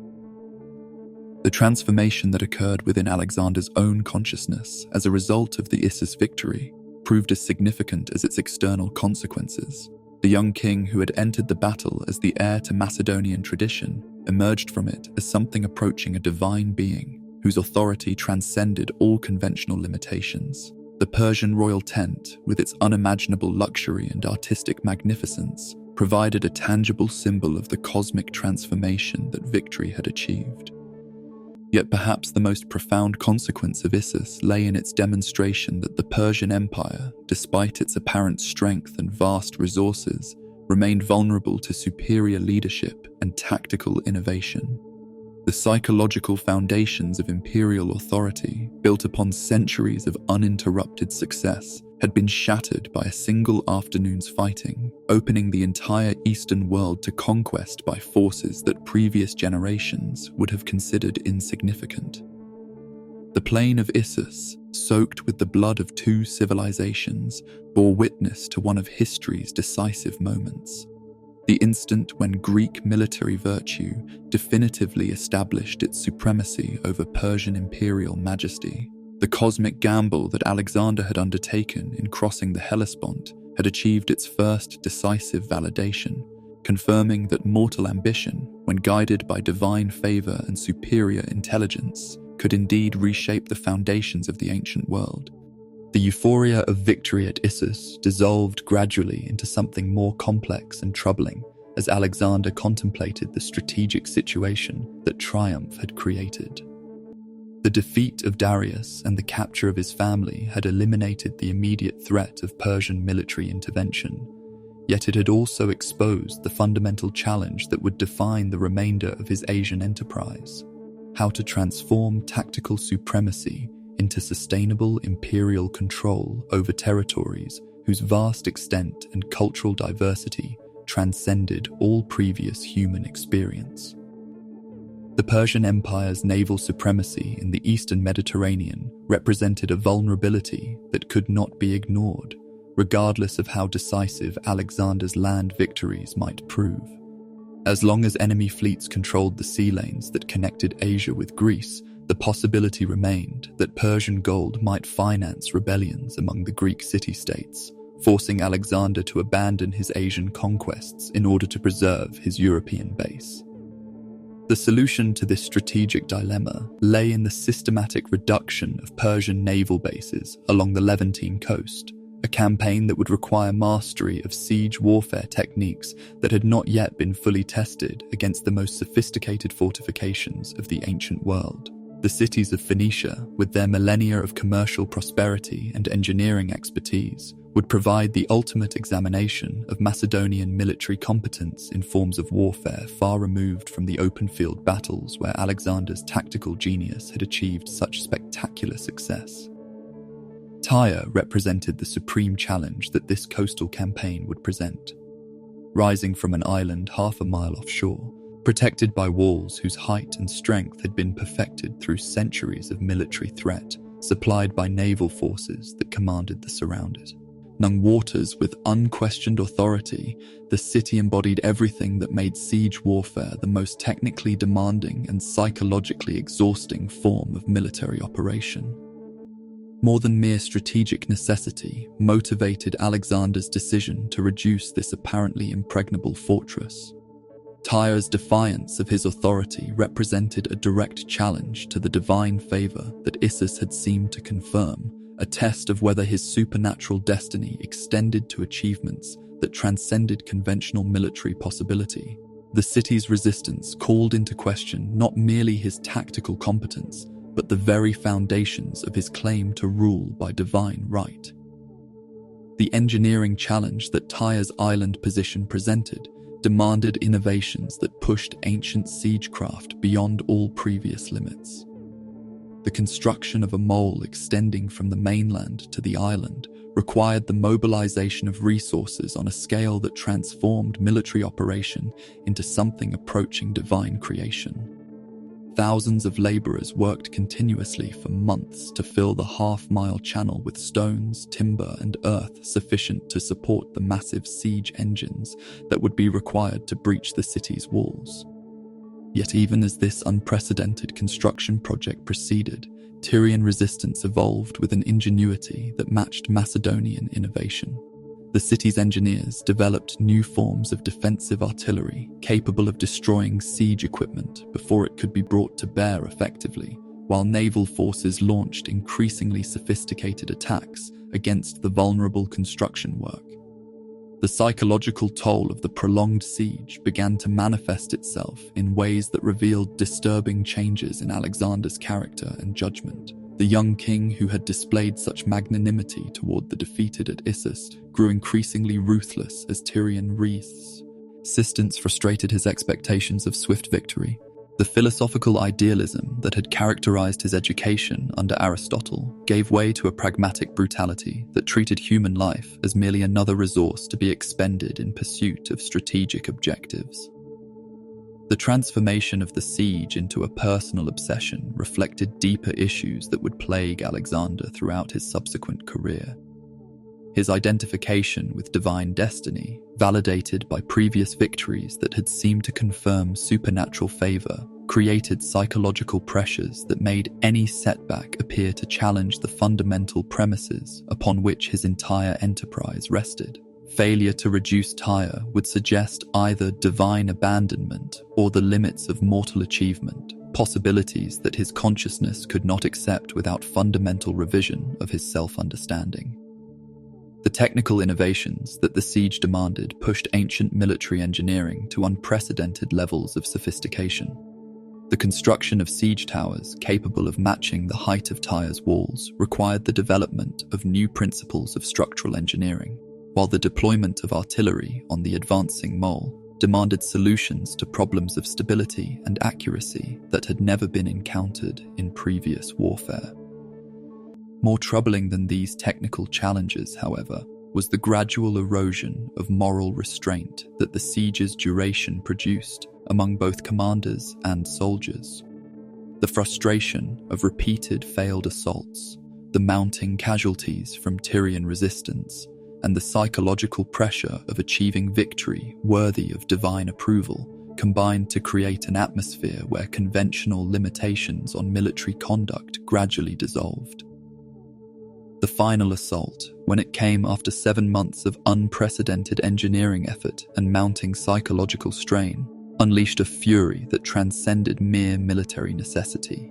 The walls that had resisted Macedonian assault with such determined effectiveness finally yielded to siege engines whose power exceeded anything previously deployed in ancient warfare, opening the city to a sack that revealed the extent to which prolonged resistance had transformed Alexander's character.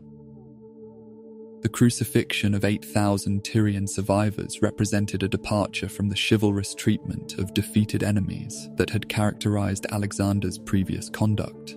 This mass execution served both practical and symbolic purposes, eliminating potential sources of future resistance while demonstrating to other cities the cost of defying Macedonian authority.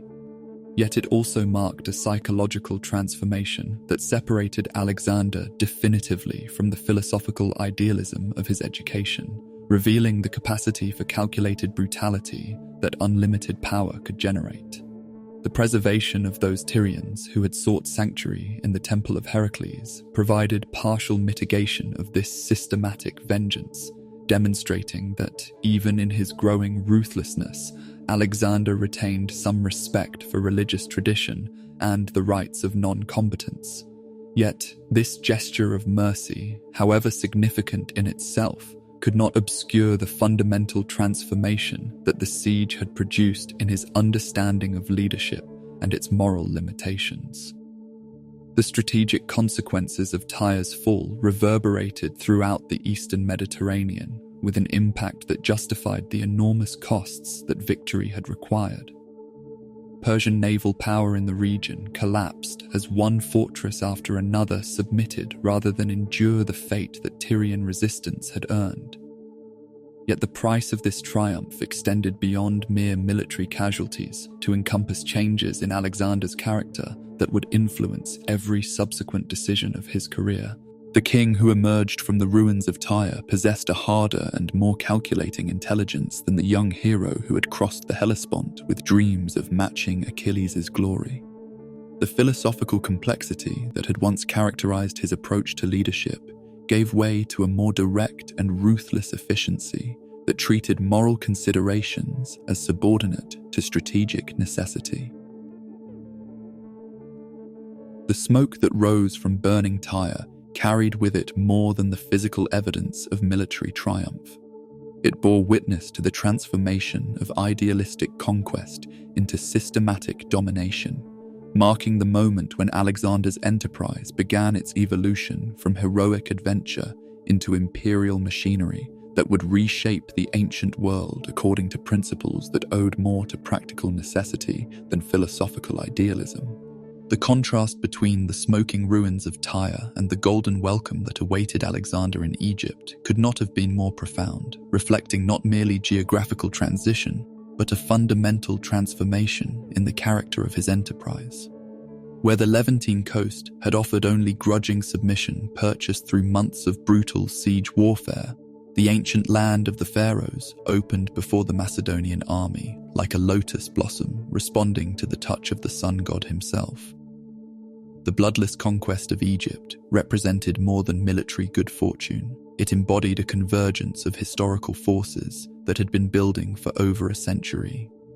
Persian rule in the Nile Valley had never achieved the stability that characterized Achaemenid administration in other provinces, largely because the cultural and religious traditions of pharaonic civilization proved incompatible with the administrative methods that had proven successful elsewhere in the empire. The Persian king's failure to observe proper religious protocols, their appointment of foreign administrators ignorant of local customs, and their extraction of tribute without corresponding investment in infrastructure had created resentment that awaited only the arrival of a liberator capable of offering attractive alternatives. Alexander's reception in Memphis revealed the sophisticated intelligence gathering that had preceded his arrival in Egypt. Rather than presenting himself as yet another foreign conqueror, he appeared before the Egyptian priesthood as one who understood and respected the sacred traditions that legitimized pharaonic authority.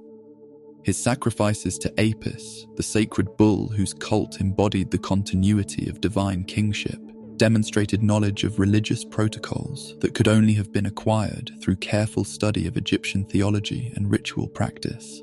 More significantly, Alexander's willingness to undergo the ceremonial investiture that transformed him from foreign general into legitimate pharaoh revealed his growing understanding that sustainable empire required not merely military conquest, but cultural synthesis. The double crown of Upper and Lower Egypt that was placed upon his brow represented more than symbolic ornament. It constituted a spiritual transformation that connected him to traditions of divine kingship that stretched back to the dawn of recorded history. Yet it was the journey to the Oracle of Ammon that would provide the ultimate validation of Alexander's divine nature in terms that transcended cultural boundaries and spoke to universal human understanding of the relationship between mortal achievement and supernatural sanction. The oasis of Siwa, hidden in the western desert beyond the reach of ordinary human habitation, had served for centuries as a place where the boundaries between earthly and divine reality dissolved, where questions of ultimate significance could receive answers that carried the authority of the gods themselves. The pilgrimage across the desert, wastes that separated the Nile Valley from this sacred destination, required not merely physical endurance, but spiritual preparation for an encounter that would determine the cosmic framework within which all subsequent achievements would be understood.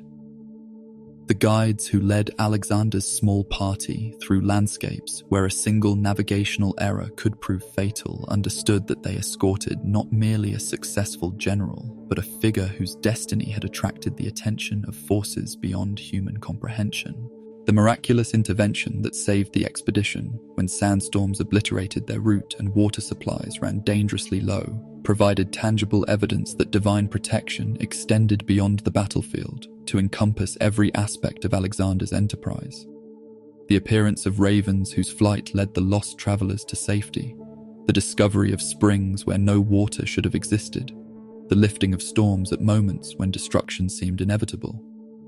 These phenomena convinced even skeptical companions that supernatural agencies actively supported their king's extraordinary ambitions. The temple complex at Siwa itself embodied architectural and spiritual traditions that predated Greek civilization by millennia, its ancient stones bearing witness to continuous religious practice that had survived the rise and fall of countless dynasties.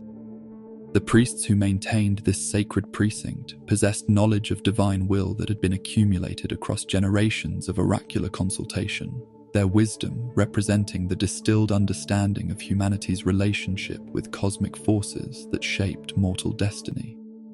The private consultation between Alexander and the oracle of Ammon occurred within the sanctuary's innermost chamber, separated from all witnesses by walls that had preserved the secrets of divine communication since the world was young. The questions that Alexander posed during this sacred encounter remained forever hidden from human knowledge, yet their significance could be inferred from the transformation that became apparent in his behavior following his emergence from the temple's sacred precincts. The confirmation of divine parentage that Alexander received from the oracle represented more than merely personal validation. It constituted a cosmic revelation that redefined the very nature of his relationship to both human society and divine beings.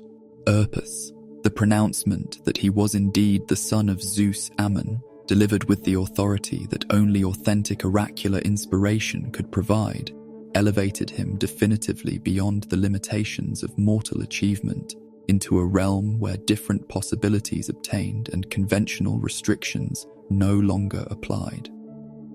The psychological impact of this divine confirmation reverberated through every aspect of Alexander's subsequent behavior and decision-making. The young king who had entered the desert sanctuary, carrying within his consciousness the doubts and uncertainties that attend even the most successful human enterprises, emerged, transformed into something approaching a god incarnate, whose authority derived not from mere military success, but from divine sanction that transcended all earthly limitations. The founding of Alexandria represented the most tangible expression of this spiritual transformation, embodying Alexander's vision of cultural synthesis and permanent achievement that would outlast the temporal conquests that had brought him to Egypt. The site chosen for this new metropolis reflected both practical intelligence and symbolic understanding, positioned at the intersection of the Mediterranean and the Nile, connecting the maritime traditions of Greek civilization with the agricultural abundance of pharaonic Egypt. More than mere urban planning, however, Alexandria embodied Alexander's growing conception of empire as a force for cultural transformation rather than simple territorial domination. The city would serve not merely as an administrative center, but as a living synthesis of Greek intellectual achievement and Egyptian wisdom, a place where the accumulated knowledge of both civilizations could be preserved, studied, and transmitted to future generations. The psychological distance that had begun to separate Alexander from his mortal companions became increasingly apparent following his return from Siwa. The divine confirmation he had received created an isolation that transcended mere social hierarchy, establishing a gulf between his consciousness and theirs that would continue to widen throughout the remainder of his career. The king, who had once shared the camaraderie of campaign life with his officers, now moved through their company like a god walking among mortals, inspiring awe and devotion, but no longer capable of the simple human fellowship that had characterized his earlier relationships. Yet this transformation also provided Alexander with the psychological resources necessary for achievements that would have overwhelmed a merely human consciousness. The divine nature that Ammon had confirmed enabled him to conceive enterprises whose scope and ambition transcended all previous human imagination, while the supernatural sanction he had received provided justification for decisions that conventional morality might have questioned. The new god-king who emerged from the Egyptian desert carried within his transformed consciousness the seeds of achievements that would reshape the ancient world according to visions that originated beyond the boundaries of ordinary human understanding. The son of Ammon had been acknowledged by the gods themselves, and that acknowledgement would illuminate the path toward the heart of the Persian Empire, where the ultimate test of divine favor awaited among the golden palaces of the great king. The intelligence that reached Darius III following his humiliating flight from Issus carried implications that transcended mere military setback, penetrating to the very foundations of Achaemenid imperial ideology. The psychological trauma of personal defeat had been compounded by the capture of his family and the systematic reduction of Persian naval power throughout the eastern Mediterranean. Yet these catastrophes paled beside the cosmic significance of Alexander's Egyptian apotheosis. The young Macedonian who had crossed the Hellespont as an ambitious adventurer now advanced toward the Persian heartland, bearing divine sanction that challenged the fundamental premises upon which 2 centuries of Achaemenid rule had been constructed. The great king's response to this unprecedented crisis revealed both the vast resources that Persian wealth could mobilize and the limitations that traditional imperial thinking imposed upon strategic innovation. From every corner of the empire, from satrapies whose names evoked the remotest boundaries of human geography, came contingents whose diversity embodied the cosmopolitan character of Achaemenid rule, yet whose very multiplicity created coordination challenges that no amount of imperial organization could completely resolve. The host that assembled in the Mesopotamian heartland represented perhaps the largest military concentration in human history to that point, its numbers swollen by recruits from regions whose military traditions reflected the accumulated warfare experience of a dozen distinct civilizations. Bactrian heavy cavalry brought the mounted combat techniques of Central Asian nomadism, while Indian war elephants introduced an element of battlefield psychology that Greek military theory had never been forced to address. Scythian horse archers carried with them the mobility and firepower that had frustrated Persian expae, Narsian into the Eurasian steppes, while Greek mercenaries provided the disciplined infantry formations that alone among Darius's forces possessed genuine understanding of Macedonian tactical methods. Yet beyond these practical military considerations lay deeper questions of legitimacy and cosmic sanction that would prove as decisive as any tactical arrangement. The Persian conception of divine kingship rested upon the assumption that royal authority derived from Ahura Mazda's direct sanction, manifested through unbroken success in warfare and the continuous expansion of imperial boundaries.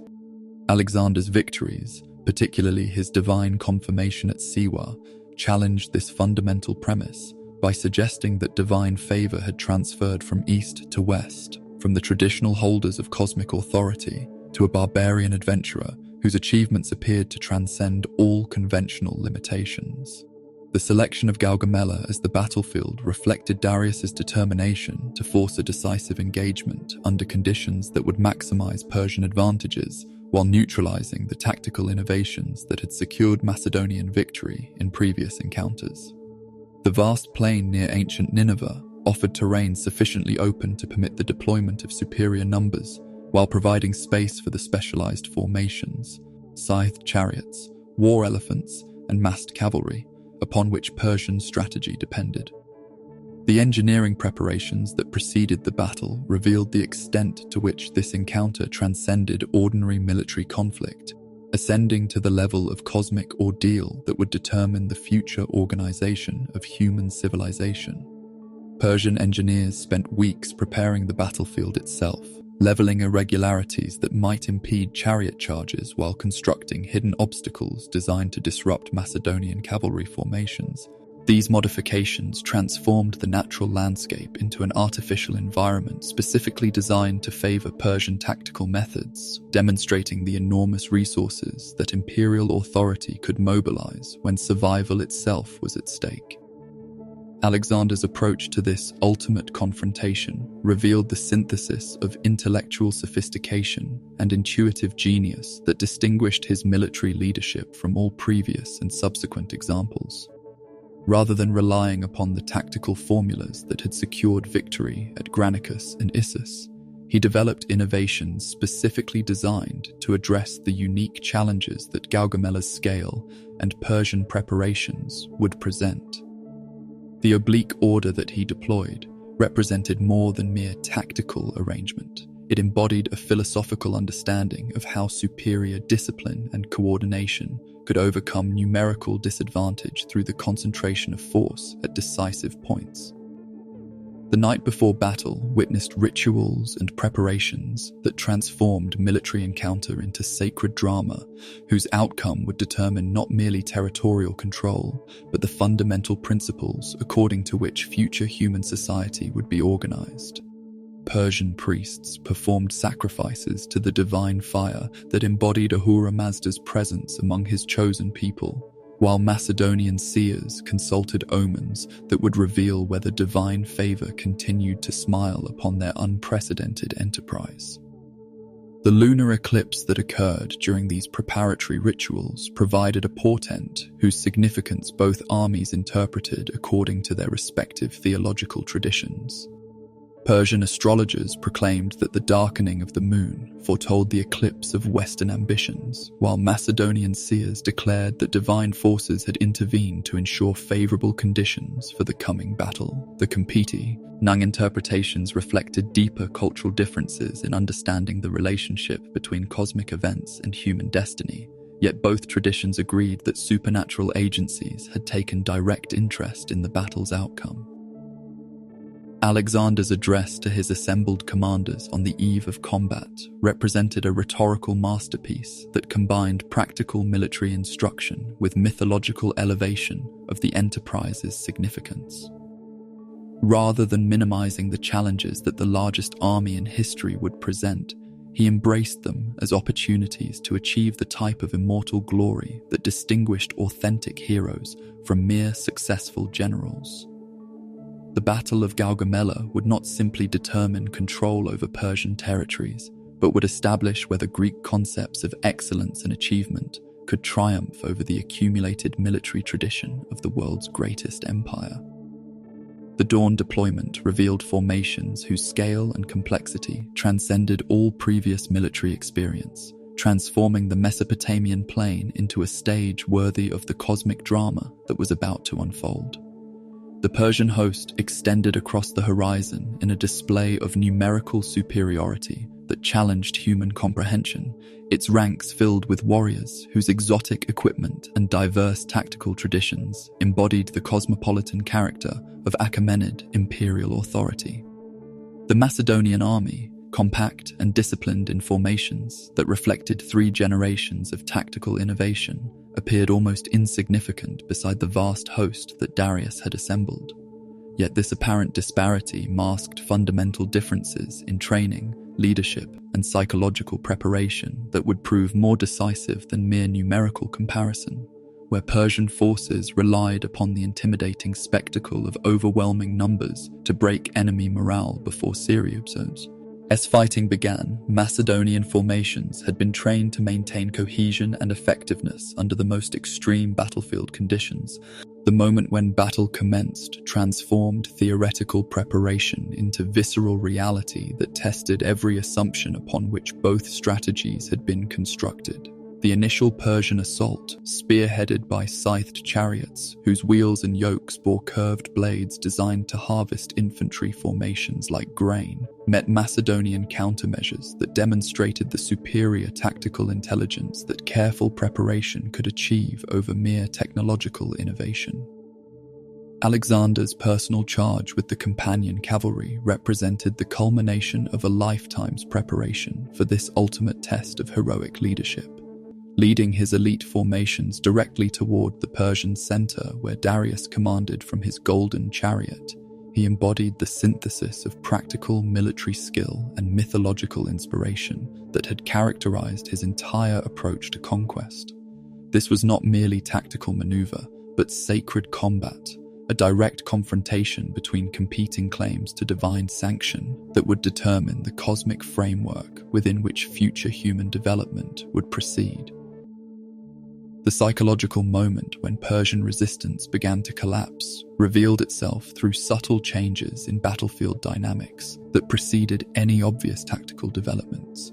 The hesitation that crept into Persian attacks, the breakdown of coordinated resistance into individual struggles for survival, the gradual realization among Darius's forces that superior numbers could not compensate for inferior leadership and training. These factors combined to create conditions for the type of catastrophic defeat that transforms military encounter into historical watershed.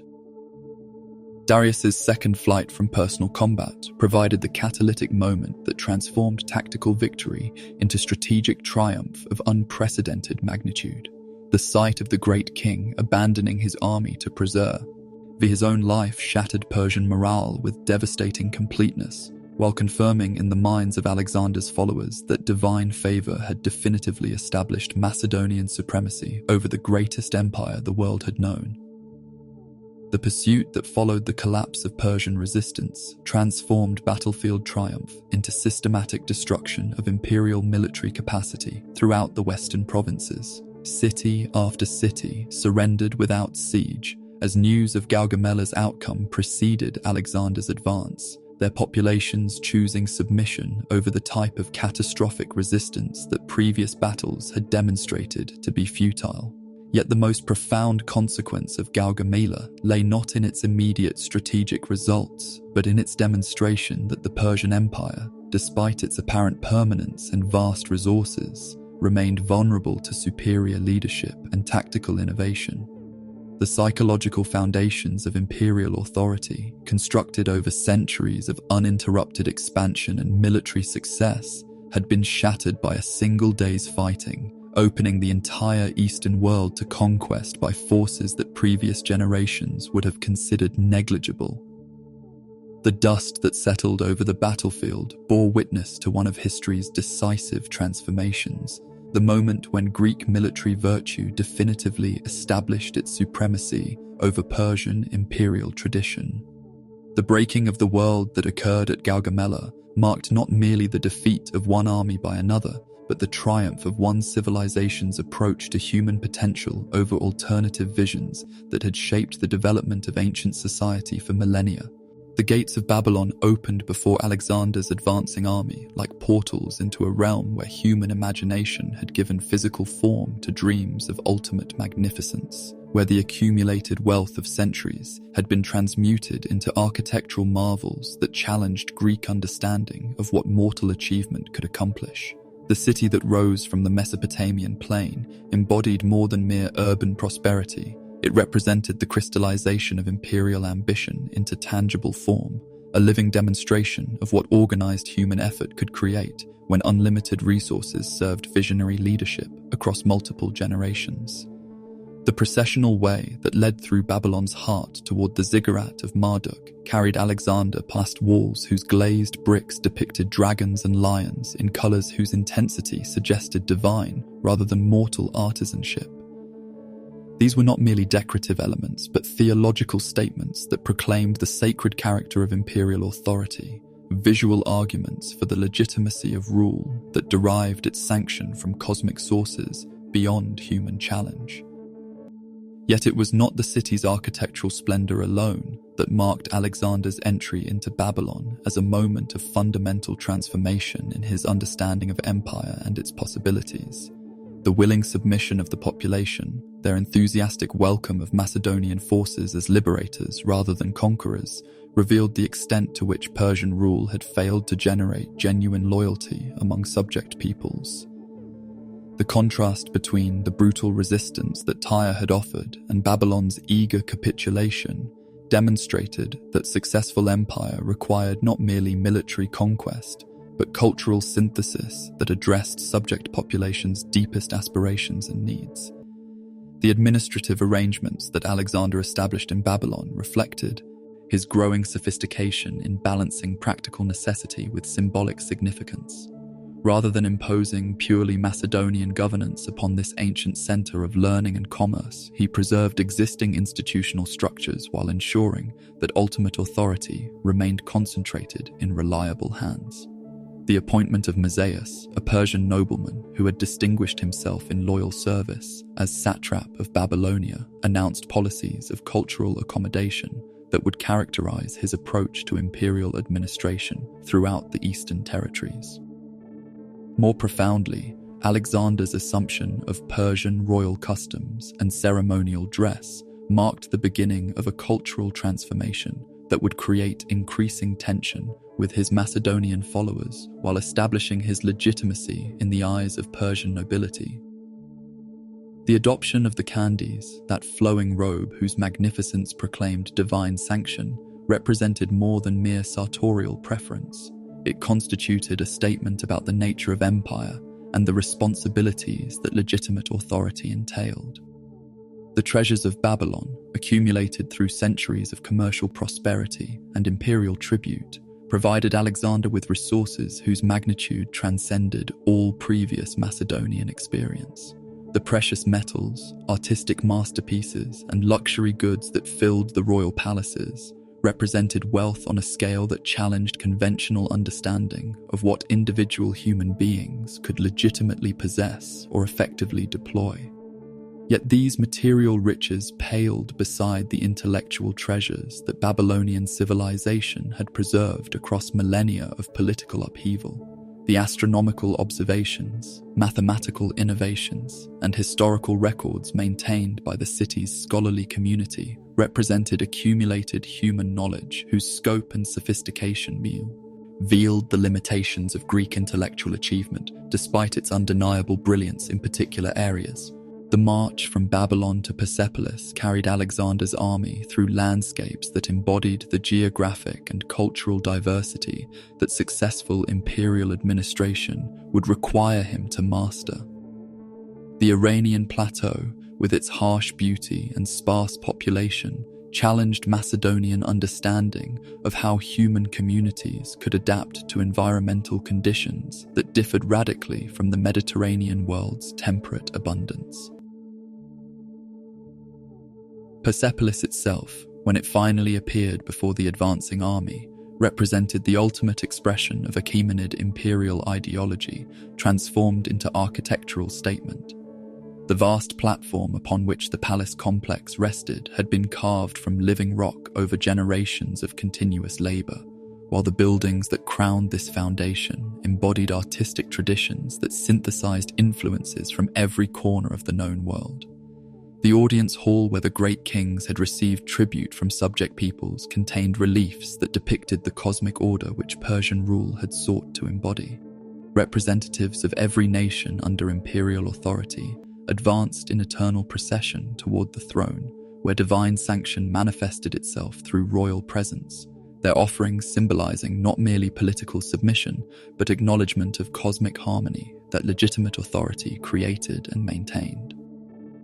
The decision to occupy these sacred precincts without destruction initially reflected Alexander's growing understanding that successful conquest required preservation rather than obliteration of existing institutional structures.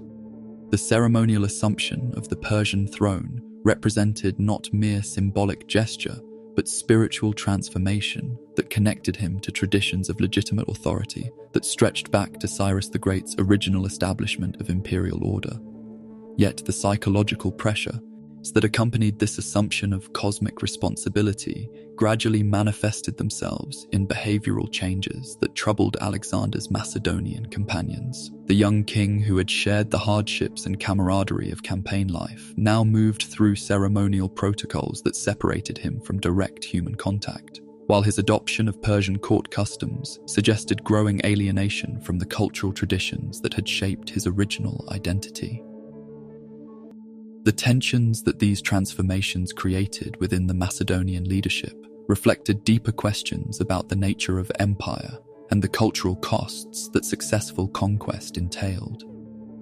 Veterans who had followed Alexander across 3 continents found themselves increasingly excluded from the intimate consultations that had characterized his earlier decision-making, while Persian nobles gained access to influence that traditional Macedonian hierarchy suggested they had not earned through military service. The banquet at which these accumulated tensions finally exploded into open conflict revealed the extent to which Alexander's cultural transformation had proceeded beyond his followers' capacity for accommodation. The drunken celebration that preceded the burning of Persepolis began as traditional Macedonian revelry, but evolved into something darker and more destructive as wine and accumulated frustrations combined to overcome rational restraint. Thais, the Athenian courtesan, whose inflammatory rhetoric provided the immediate catalyst for the palace's destruction, articulated resentments that had been building throughout the Persian campaign. Her call for vengeance against the palaces from which Xerxes had launched his invasion of Greece tapped into cultural memories that remained vivid despite the century and a half that had elapsed since those traumatic events. Alexander's participation in the destruction that followed reflected not calculated policy, but momentary surrender to impulses that his philosophical education should have taught him to control. The young king, who had preserved Pindar's house amid Thebes' general destruction, now participated in the obliteration of architectural masterpieces whose artistic value transcended political considerations. The flames that consumed Persepolis carried with them more than wood and stone. They destroyed irreplaceable records of human achievement, artistic traditions whose sophistication would never be recovered, and architectural innovations whose loss impoverished future generations' understanding of what human creativity could accomplish when supported by adequate resources and visionary leadership. The morning after revealed the full magnitude of what had been lost in a few hours of drunken destructiveness. The palace complex that had embodied the accumulated cultural achievement of the world's greatest empire lay in ruins, its treasures reduced to ash and melted metal, its artistic legacy obliterated beyond any possibility of recovery or restoration. The psychological impact of this irreversible destruction upon Alexander himself proved as significant as its cultural consequences. The king who had begun his Asian enterprise as a liberator bringing Greek civilization to barbarian peoples had become the destroyer of achievements that surpassed anything his own culture had produced.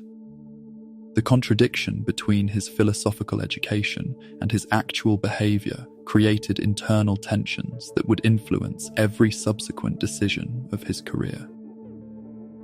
The burning of Persepolis marked the moment when Alexander's conquest transcended mere political transformation, becoming cultural catastrophe whose implications extended far beyond immediate strategic considerations. The young king who had dreamed of synthesizing the best elements of Greek and Persian civilization had instead presided over destruction that impoverished both traditions, revealing the extent to which unlimited power could corrupt even the most sophisticated moral education. The flight of Darius from Gaugamela had initiated a pursuit that transcended mere military campaign, evolving into a chase across the vast Iranian plateau, where the concepts of honor, legitimacy, and imperial authority would face their ultimate test. The great king's retreat toward the eastern satrapies carried with him not merely the remnants of Persian military power, but the symbolic significance of Achaemenid rule whose survival or destruction would determine whether Alexander's conquest represented temporary occupation or permanent transformation of the ancient world's political order. The deterioration of Persian resistance as Alexander's army advanced through Media and Parthia revealed the extent to which imperial authority had depended upon psychological rather than material foundations. City after city surrendered without siege as news of Gaugamela's outcome preceded the Macedonian advance, their populations choosing submission over the type of catastrophic resistance that previous battles had demonstrated to be futile. Yet more significant than these tactical submissions was the gradual breakdown of loyalty among the Persian nobility itself. The satraps and generals who had served Achaemenid authority for generations found themselves confronting an impossible choice between personal survival and dynastic allegiance, between practical accommodation with victorious enemies and abstract commitment to traditions that no longer possessed effective power to protect those who honored them. Bessus, the satrap of Bactria, whose military competence had distinguished him throughout the Gaugamela campaign, emerged as the focal point for Persian resistance to both Macedonian conquest and Darius's continued authority. His growing influence among the eastern nobility reflected not merely personal ambition, but genuine strategic assessment that further resistance under Darius, as leadership could only result in complete catastrophe for all who remained loyal to the failing dynasty. The conspiracy that gradually coalesced around Bessus represented more than mere palace intrigue. It embodied the fundamental crisis of legitimacy that military defeat had created within Persian political culture. The divine sanction that had sustained Achaemenid rule for over 2 centuries had been challenged by Alexander's victories, while Darius's repeated flights from personal combat had undermined the warrior ethos upon which royal authority ultimately depended. The final stages of the pursuit carried Alexander's forces through landscapes whose harsh beauty reflected the environmental challenges that imperial administration in these remote regions would require him to master. The Iranian plateau, with its extremes of climate and sparse population, represented territory whose control demanded not merely military conquest, but sustainable administrative arrangements that could maintain order across vast distances with limited resources. The moment when the pursued and pursuers finally converged occurred not through tactical engagement, but through the cosmic irony that made enemies into unwitting allies in the preservation of royal honor. The conspirators who had seized control of Darius's person, motivated by calculations of political survival rather than personal malice, found themselves unable to negotiate satisfactory terms with Alexander, while their captive remained alive to complicate discussions of legitimate succession. The murder of Darius, carried out by Bessus and his associates in a moment of desperation as Alexander's advance guard approached their position, represented one of history's most consequential acts of political miscalculation. Rather than eliminating complications that prevented realistic negotiation, the regicide transformed Alexander IV, foreign conqueror into legitimate heir, from enemy of Persian tradition into its potential preserver and avenger. Alexander's discovery of Darius's body, abandoned by the roadside like a common criminal rather than honored as befitted imperial dignity, produced a response that revealed the complex synthesis of political calculation and genuine emotion that characterized his approach to leadership. The grief that he displayed over his enemy's ignominious end reflected not merely diplomatic theater, but authentic recognition of shared burdens that only those who bore the weight of ultimate authority could truly understand. The funeral arrangements that Alexander commanded for his fallen adversary demonstrated sophisticated understanding of how magnanimity toward defeated enemies could serve both moral and practical purposes. The ceremonial honors accorded to Darius's remains announced to Persian nobility that Macedonian rule would preserve rather than destroy the traditions of respect and dignity that legitimate authority required, while simultaneously establishing Alexander's claim to be the rightful successor to Achaemenid imperial power. More profoundly, the reverence that Alexander displayed toward Darius's memory reflected his growing conception of empire as a sacred trust whose holders bore responsibility for preserving the cultural achievements and institutional wisdom that previous generations had accumulated. The enemy who had opposed his advance became, in death, a predecessor whose legacy deserved honor rather than obliteration. The pursuit of Bessus and his fellow regicides that followed represented more than mere desire for vengeance. It embodied Alexander's commitment to the principle that legitimate authority required protection of those who submitted to its judgment, while those who violated fundamental codes of honor faced inevitable retribution regardless of political calculations that might counsel mercy. The systematic campaign that gradually eliminated the conspirators demonstrated both the reach of Macedonian military power and Alexander's determination to establish precedents that would govern future resistance to his authority. Each capture and execution served educational purposes that extended beyond immediate deterrent effect, announcing to potential rebels throughout the empire the inexorable consequences that treason would produce. Yet the most significant consequence of Darius's death lay not in its immediate political ramifications, but in its transformation of Alexander's understanding of his own role in history. The young king who had begun his Asian enterprise as an adventurer seeking personal glory had become the inheritor of imperial responsibilities whose scope and complexity transcended all previous human experience. The assumption of Persian royal regalia that accompanied Alexander's formal succession to Achaemenid authority represented more than ceremonial gesture. It constituted spiritual transformation that connected him to traditions of legitimate rule whose preservation had become as important as their conquest. The diadem that had rested upon Darius's brow now crowned a consciousness that bore responsibility for governing territories whose cultural diversity and geographic extent challenged every conventional assumption about what individual human leadership could accomplish. The tomb that Alexander commanded for his predecessor became a monument not merely to individual greatness, but to the tragic character of political authority itself, honoring a man whose personal virtues had proved inadequate to the cosmic forces that his dynasty's decline had unleashed.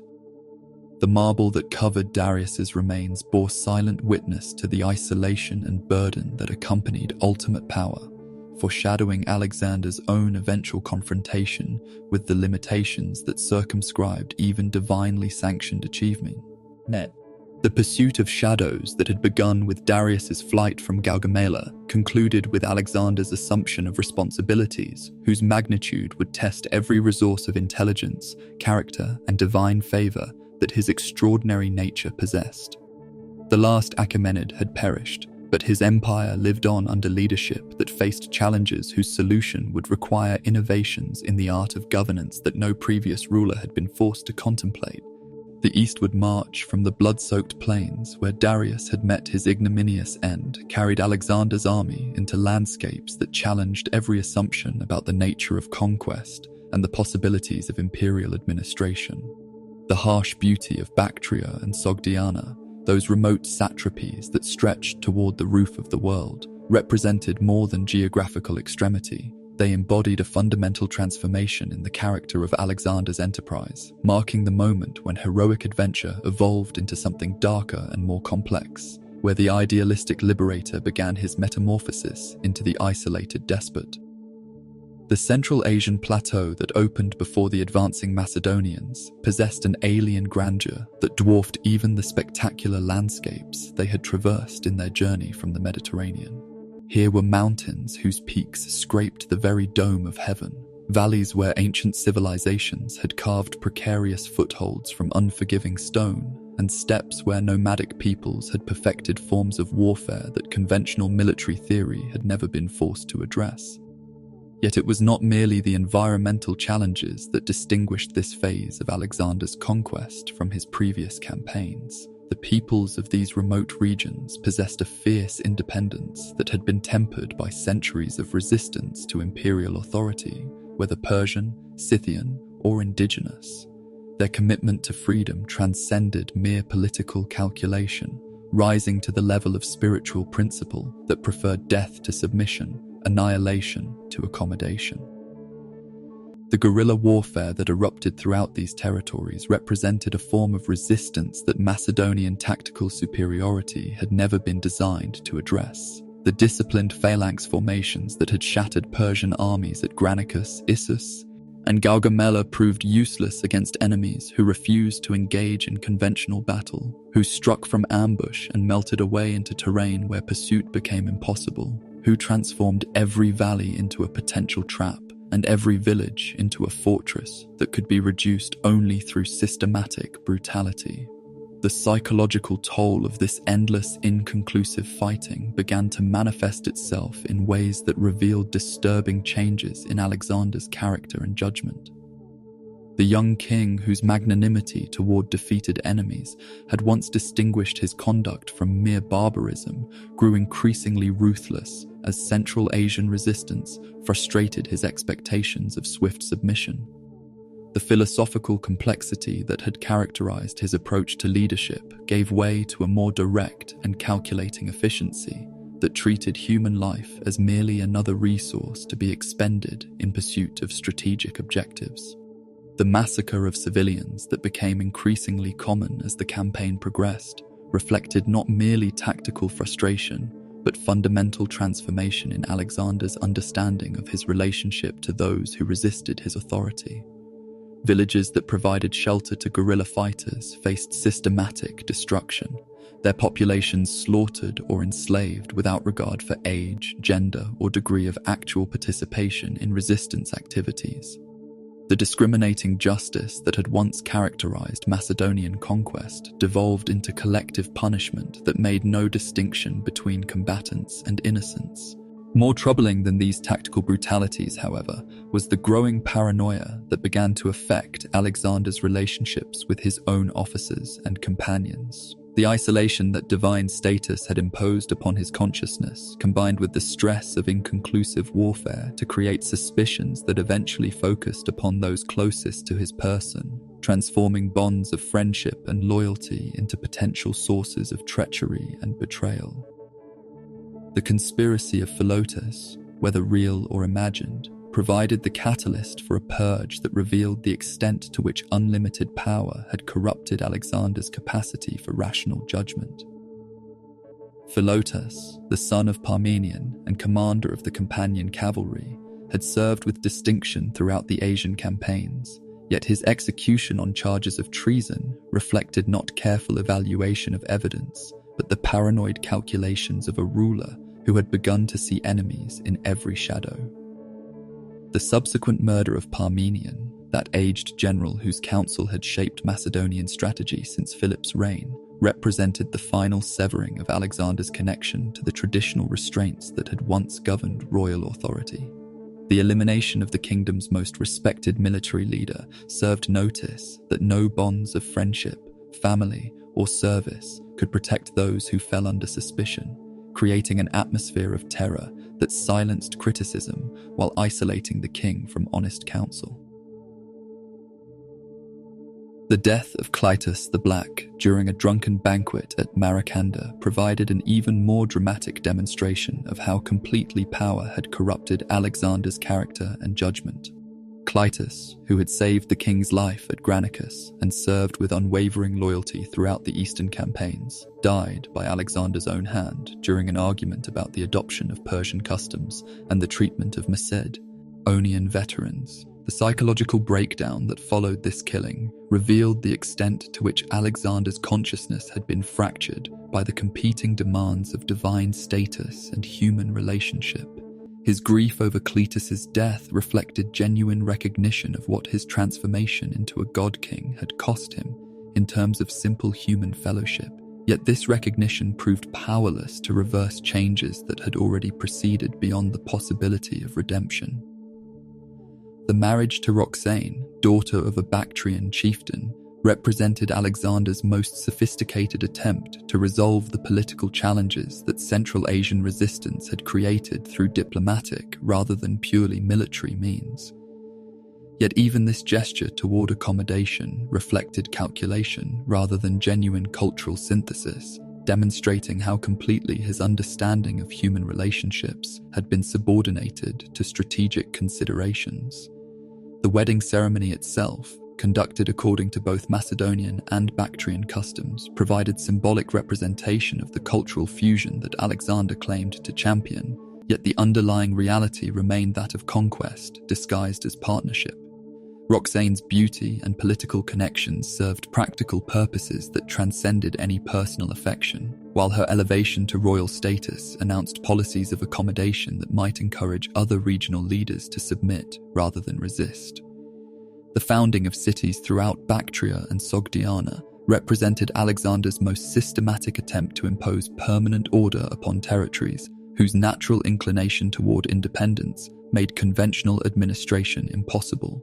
These new settlements, garrisoned by Macedonian veterans and populated by transplanted Greeks, served as islands of Hellenistic culture in an ocean of alien tradition, yet their very existence testified to the failure of more organic approaches to cultural integration.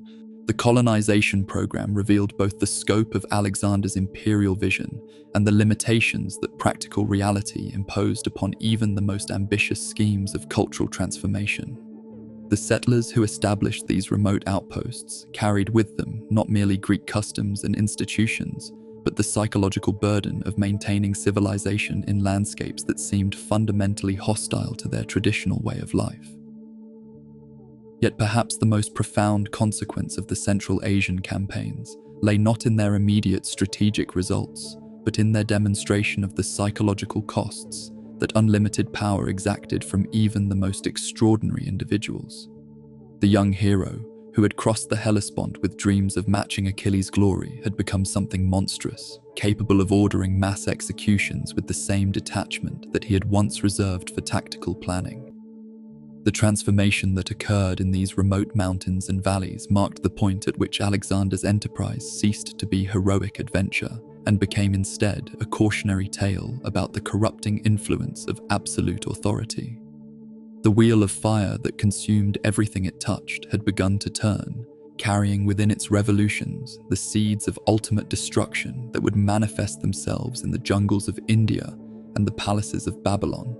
The gateway to India materialized before Alexander's exhausted army, like a threshold between the known and unknowable, marking the boundary where geography became mythology and conquest approached the very limits of human ambition. The Hindu Kush, those towering peaks that the Greeks called the Indian Caucasus, represented more than mere topographical obstacle. They embodied the cosmic significance of an enterprise that had already exceeded all previous achievements, yet continued to press toward horizons that existed beyond the boundaries of conventional imagination. The crossing of these mountains during the depths of winter revealed both the extraordinary endurance that Alexander could inspire in his followers and the increasingly reckless character that unlimited success had bred in his strategic thinking. The army that descended into the Indus Valley bore little resemblance to the disciplined force that had crossed the Hellespont 8 years earlier. These were hardened veterans whose faces bore the marks of countless battles, whose equipment showed the wear of campaigns across 3 continents, whose eyes reflected experiences that had transformed them from Macedonian farmers and herders into something approaching a warrior caste whose only homeland was victory itself. Yet it was not merely physical hardship that distinguished the Indian campaign from Alexander's previous conquests. The subcontinent that opened before his advance represented a civilization whose antiquity, sophistication, and cultural complexity challenged Greek assumptions about the relationship between barbarism and enlightenment. Here were cities whose foundations predated Troy, philosophical traditions that rivaled anything the Academy had produced, and artistic achievements that revealed the limitations of Hellenic cultural assumptions, despite their undeniable excellence in particular domai. The political landscape that confronted Alexander as he advanced into the Punjab reflected centuries of interstate competition that had produced military innovations specifically designed to address the tactical challenges that Macedonian methodology would present. The Indian kingdoms possessed war elephants whose deployment in battle represented not merely exotic spectacle, but sophisticated understanding of psychological warfare and battlefield mobility. These massive creatures, trained from birth for combat and capable of breaking infantry formations through sheer physical impact, embodied military thinking that conventional Greek tactical theory had never been forced to address. More significantly, The Rajas who ruled these ancient kingdoms displayed a sophisticated understanding of diplomacy and alliance building that reflected political traditions whose development had proceeded independently of both Greek and Persian influence. The network of relationships that bound the various Indian states together created opportunities for the type of coalition warfare that could potentially overwhelm even Alexander's tactical superiority through the coordination of superior numbers and resources. The alliance with Taxiles, ruler of the strategically crucial kingdom centered on the Indus crossing, provided Alexander with his first glimpse of the diplomatic complexity that effective governance in India would require. Taxiles' submission reflected not mere recognition of Macedonian military superiority, but calculated assessment that cooperation with the invaders offered better prospects for preserving royal authority than resistance that would inevitably result in dynastic extinction. Yet even as this diplomatic success provided practical advantages, it also revealed the extent to which Alexander's conquest had become dependent upon the accommodation of local elites, whose cooperation was purchased through concessions that gradually transformed the character of Macedonian rule. The young king, who had once imposed his will through pure military force, now found himself negotiating with indigenous authorities whose support was essential, but whose loyalty remained fundamentally conditional. The confrontation with Porus represented both the military climax of the Indian campaign and a personal encounter that would profoundly influence Alexander's understanding of honor and legitimate authority. The Raja who awaited Macedonian assault across the swollen waters of the Hydaspes embodied everything noble in the warrior tradition, possessing both the physical courage to face impossible odds and the dignity that befitted one who chose death over dishonor. The Battle of Hydaspes itself unfolded as perhaps the most technically demanding engagement of Alexander's entire career, requiring innovations in river-crossing operations, elephant warfare, and coordinated assault under monsoon conditions that challenged every aspect of Macedonian tactical doctrine. The thunderstorms that accompanied the fighting seemed to reflect cosmic approval of the heroic contest, while the seasonal flooding that swelled the river's current added environmental hazards that transformed military encounter into ordeal by the elements themselves. Alexander's tactical solution to the challenges that Porus's deployment presented demonstrated the continuing evolution of his military genius, revealing capacity for innovation that drew upon years of accumulated experience while adapting to circumstances that no previous campaign had required him to address. The coordinated use of cavalry, entry, and naval forces in the successful river crossing represented operational art at its most sophisticated level, while the deployment against war elephants required courage that bordered on the supernatural. Yet it was not the tactical brilliance of victory that distinguished Hydaspes from Alexander's previous triumphs, but the chivalrous treatment that he accorded to his defeated enemy. Porus, wounded and captured after fighting with magnificent courage, received not the humiliation that usually attended military defeat, but the respect due to one whose conduct had honored the warrior tradition that both cultures shared. The famous exchange between victor and vanquished, when Alexander asked how Porus wished to be treated and received the reply, "like a king," reflected mutual recognition of shared values that transcended cultural boundaries. The restoration of Porus to his throne, accompanied by territorial expansion that enlarged rather than diminished his domains, announced policies of magnanimity that recalled the philosophical idealism of Alexander's youth, while demonstrating sophisticated understanding of how to transform enemies into allies through generous treatment. This moment of moral elevation, however, occurred against a background of growing exhaustion and demoralization among Alexander's followers that reflected the accumulated strain of 8 years of continuous campaigning. The army that had followed him across the known world had reached the limits of human endurance, while their king's ambitions continued to expand toward horizons that seemed to recede infinitely before their advance.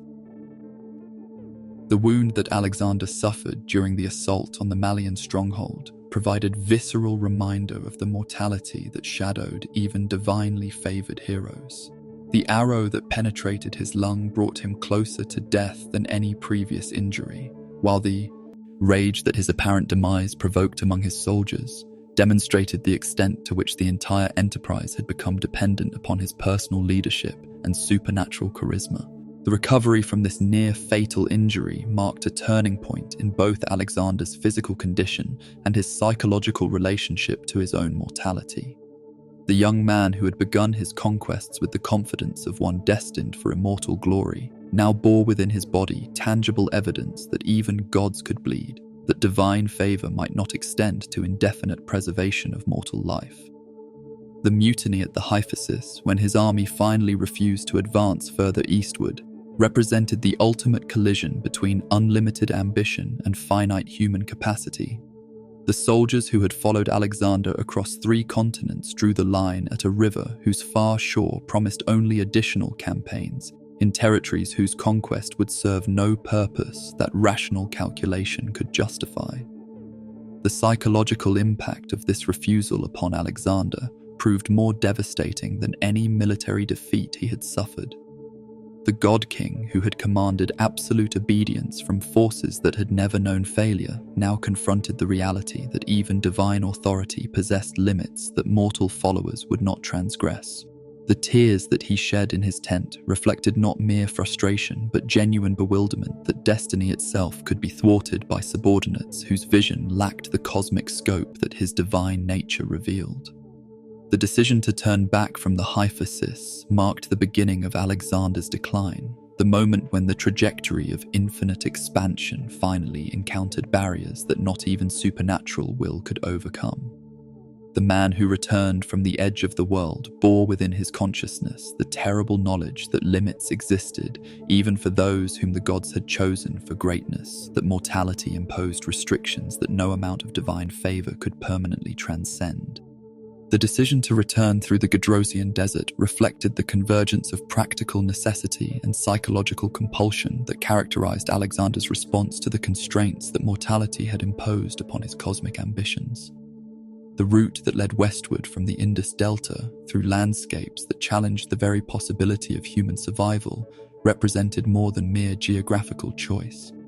It embodied a deliberate embrace of suffering that approached the level of spiritual ordeal, as if the king who had been forced to acknowledge limits sought to test whether divine favor extended to achievements that transcended conventional human endurance. The desert that stretched before the returning army possessed a malevolent grandeur that dwarfed even the harsh beauty of the Central Asian steppes. Here was landscape reduced to its most elemental form: sand, stone, and sky, arranged in compositions that spoke of cosmic indifference to human aspiration. The wind that scoured these wastes carried no moisture, no relief from the pitiless sun, whose rays transformed armor into instruments of torture and made each step forward an act of heroic will. Yet it was not merely environmental hostility that made the Gedrosian march the supreme test of Alexander's leadership and his army's devotion. The logistical challenges that the desert presented exceeded anything that ancient military science had been designed to address. Water sources separated by distances that exceeded a day's march, supply lines that stretched beyond all possibility of maintenance, and terrain that destroyed both men and animals with systematic efficiency. These factors combined to create conditions where survival itself became miraculous achievement. The transformation that occurred within Alexander's consciousness as the ordeal progressed revealed depths of character that previous challenges had never exposed. The king, who had grown increasingly isolated by divine status and absolute power, now shared the sufferings of his men with a directness that recalled the camaraderie of his early campaigns. When water became so scarce that choice between royal privilege and common survival arose, Alexander poured out his own ration upon the sand, demonstrating that leadership meant bearing the heaviest burdens rather than claiming the greatest privileges. This gesture, witnessed by thousands of his followers, resonated throughout the army with psychological impact that transcended its immediate practical significance. The God King, who had seemed to retreat ever further from human fellowship, now revealed that his divine nature enhanced rather than eliminated his capacity for heroic sacrifice. The water that soaked into the thirsty sand carried with it symbolic meaning that reinforced bonds of loyalty even as physical conditions pushed endurance beyond all reasonable limits. The hallucinations that began to affect both leaders and soldiers as dehydration approached critical levels transformed the march into something approaching collective vision quest. The mirages that danced on the horizon reflected not merely optical illusion, but psychological projection of hopes and fears onto landscape that seemed actively hostile to human presence. Cities that existed only in fever dreams beckoned from distances that could never be traversed, while phantom rivers offered salvation that remained perpetually just beyond reach. Alexander's own experience of these desert visions provided glimpses into a consciousness that had been fundamentally altered by years of divine confirmation and supernatural achievement. The young king who had once doubted his destiny now conversed with gods and heroes who appeared as tangibly as living companions, receiving counsel and encouragement from sources that existed beyond the boundaries of ordinary human perception. The death of Bucephalus represented the most devastating personal loss that Alexander had suffered since Hephaestion remained among the living. The great stallion who had carried him across 3 continents, who had shared the triumph of Gaugamela and the glory of Hydaspes, finally succumbed to exhaustion and age in a nameless valley where his bones would bleach under alien stars. The bond between horse and rider that had symbolized the harmony between intelligence and power was severed by forces that no amount of divine favor could ultimately overcome. The elaborate funeral that Alexander commanded for his beloved mount revealed the extent to which grief over finite things could affect even consciousness that had been elevated to divine status. The city that he founded in Bucephalus's honor, yet another Alexandria to mark the geography of conquest, testified to the human need for memorial that persisted despite philosophical understanding of life's transitory nature. More profoundly, Bucephalus's death marked the end of innocence for the god-king whose divine nature had not protected him from the most fundamental human experience of loss. The young man who had tamed the black stallion through understanding rather than force now confronted the reality that even perfect relationships remained subject to mortality's inexorable laws. The emergence from the desert after 60 days of suffering that had reduced the army to a shadow of its former strength represented survival rather than victory, endurance rather than achievement. The force that had entered the Gedrosian wastes numbered perhaps 60,000 men. Fewer than half that number emerged to see the green plains of Carmania.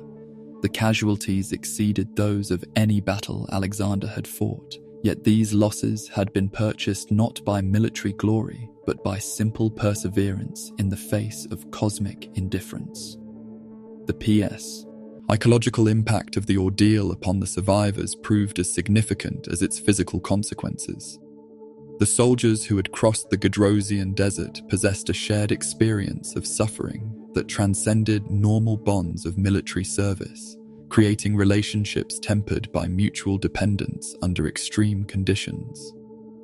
They had witnessed their king's mortality while simultaneously experiencing his capacity for superhuman endurance, creating complex emotions that combined devotion with an underlying awareness that even gods remained subject to forces beyond their control. For Alexander himself, the desert crossing represented a form of spiritual education that completed the transformation begun by his divine confirmation at Siwa. The god-king, who had emerged from the oracle of Ammon with cosmic confidence, had learned through bitter experience that divine nature did not exempt its possessors from the fundamental conditions of mortal existence. The consciousness that had been elevated beyond human limitations now bore within itself experiential knowledge of those very limitations' reality and power.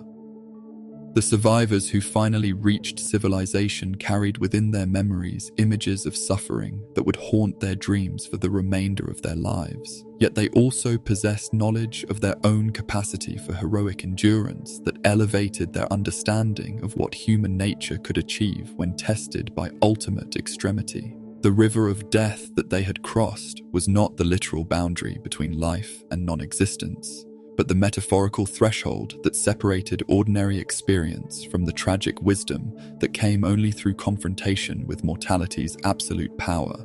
The lesson that the Gedrosian desert taught was not that human ambition must accept modest limits, but that greatness required acknowledgement of the price that extraordinary achievement demanded. The God King, who had sought to conquer the world, had discovered that the world's greatest victory lay not in the accumulation of territories, but in the preservation of human dignity under conditions that challenged the very possibility of survival.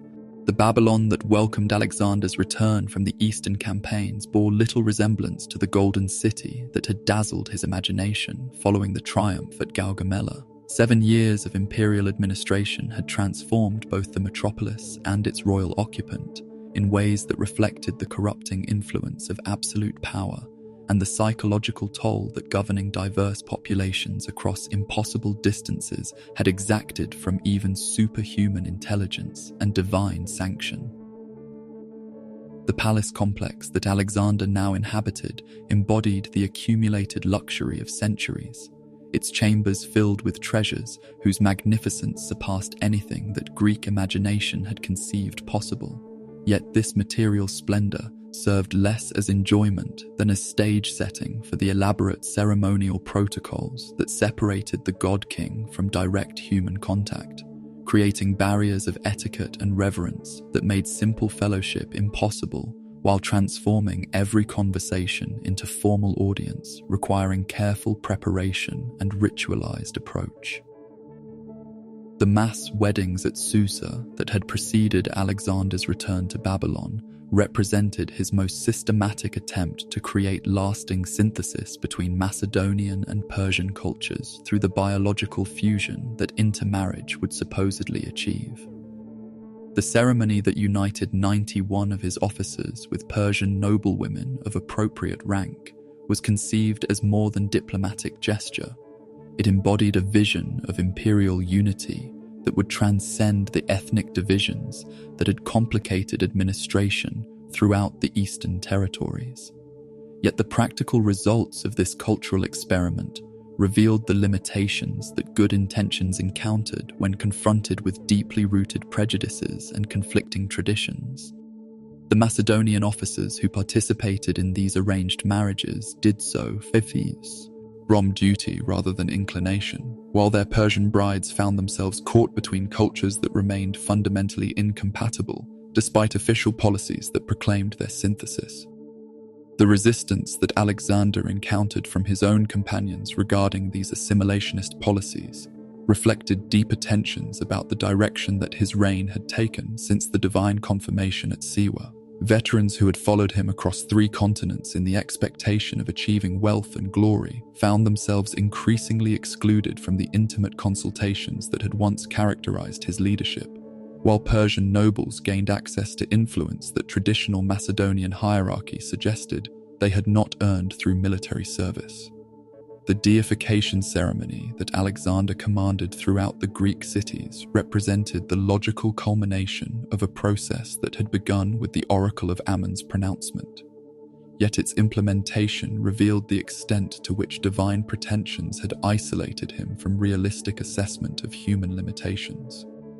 The forced worship that these edicts required created resentment even among populations that had benefited from Macedonian rule, while the philosophical absurdity of commanding religious devotion demonstrated how completely power had corrupted his understanding of the relationship between authority and genuine respect. More troubling than these public manifestations of growing megalomania, however, was the increasing paranoia that had begun to affect Alexander's personal relationships with those closest to his person. The isolation that divine status imposed, combined with the strain of governing territories whose extent exceeded all previous human experience, to create suspicions that eventually focused upon the one companion whose friendship had sustained him through the psychological press. Cruise of unlimited authority. The death of Hephaestion shattered the last human bond that connected Alexander to the simple fellowship that had characterized his youth, removing the only relationship that had transcended the barriers that divine kingship had erected between his consciousness and ordinary mortal affection. The loss of this unique friendship left him psychologically isolated in ways that no amount of royal ceremony or divine worship could address, creating an emotional void that would prove impossible to fill through any substitute relationship. The elaborate funeral that Alexander commanded for his beloved friend represented grief elevated to cosmic scale, consuming resources that might have financed entire military campaigns while transforming personal loss into public spectacle of unprecedented magnificence. The pyre, whose flames could be seen from distances of 50 miles, symbolized both the intensity of royal mourning and the extent to which private emotion had become indistinguishable from imperial display.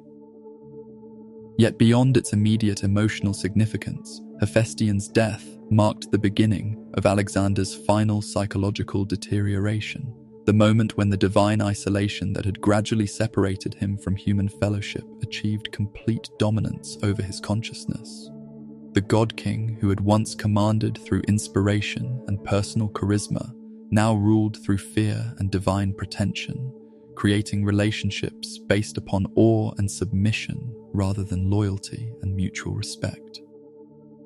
The omens and portents that multiplied as Alexander's 33rd birthday approached reflected both genuine supernatural warning and the projection of accumulated anxieties onto natural phenomena whose significance existed primarily in the consciousness of observers who expected divine intervention in mortal affairs. The appearance of ravens in unusual numbers, the strange behaviors of sacrificial animals, and the discovery of a man wearing royal regalia in the empty throne room combined to create an atmosphere of impending doom that affected even skeptical observers. The Chaldean astronomers whose warnings Alexander chose to ignore possessed genuine expertise in mathematical astronomy that enabled accurate prediction of celestial events. Yet their advice reflected not merely technical competence, but cultural traditions that understood the relationship between cosmic harmony and earthly political order.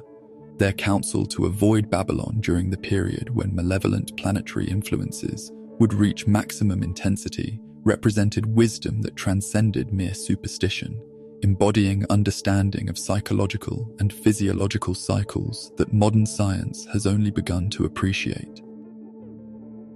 The final campaign plans that occupied Alexander's attention during these ominous weeks revealed ambitions that had expanded beyond all rational proportion, encompassing expeditions to Arabia, the Western Mediterranean, and even the mysterious lands beyond the Pillars of Heracles.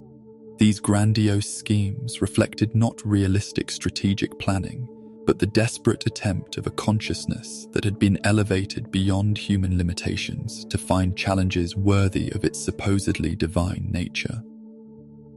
The psychological isolation that had progressively separated Alexander from genuine human fellowship now achieved complete ascendancy over his emotional life, creating a solitude that no amount of royal ceremony or divine worship could alleviate. The palace that housed the master of the known world had become a prison whose bars were forged from the very success that had elevated its occupant beyond the reach of ordinary human consolation. The silence that settled over Babylon's royal quarters reflected not the peace of satisfaction, but the terrible quiet that attends consciousness forced to confront the ultimate limitations of mortal existence despite all previous evidence of divine favor.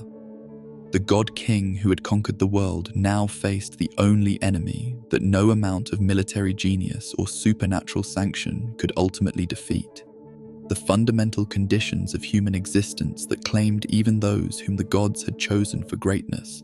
The banquet that would prove to be Alexander's final earthly pleasure began like countless others that had marked the rhythms of court life in Babylon. Yet the subtle atmospheric tensions that charged the evening air suggested forces gathering beyond the reach of ordinary human perception. The assembled guests who shared wine and conversation in the palace's magnificent halls could not have known that they witnessed the conclusion of an epoch, the final act in a drama that had reshaped the foundations of the ancient world, according to visions that had originated in the dreams of a Macedonian prince whose destiny had proved greater than the sum of all previous human achievements. The wine that circulated among the revelers bore the vintage of regions whose names had once existed only in the fables of poets: Bactriana, Sogdiana, and the mysterious lands beyond the Hindu Kush, where grapevines grew at altitudes that challenged the very possibility of cultivation. Each cup carried within its ruby depths the distilled essence of territories conquered through suffering that had tested the limits of human endurance, while the golden vessels that contained this precious liquid had been crafted by artisans whose skills embodied centuries of imperial luxury and artistic refinement. Alexander himself appeared among his companions with the bearing of one whose consciousness had been elevated beyond mortal concerns. Yet careful observers might have detected subtle signs that the divine transformation was incomplete, that the God King remained subject to forces whose nature even his supernatural understanding could not fully comprehend. The slight tremor in his hands, the periodic lapses in attention that suggested internal preoccupation with matters beyond immediate social requirements, and the increasingly frequent references to dreams and visions that occupied his thoughts, these indicators pointed toward developments whose significance would become apparent only in retrospect.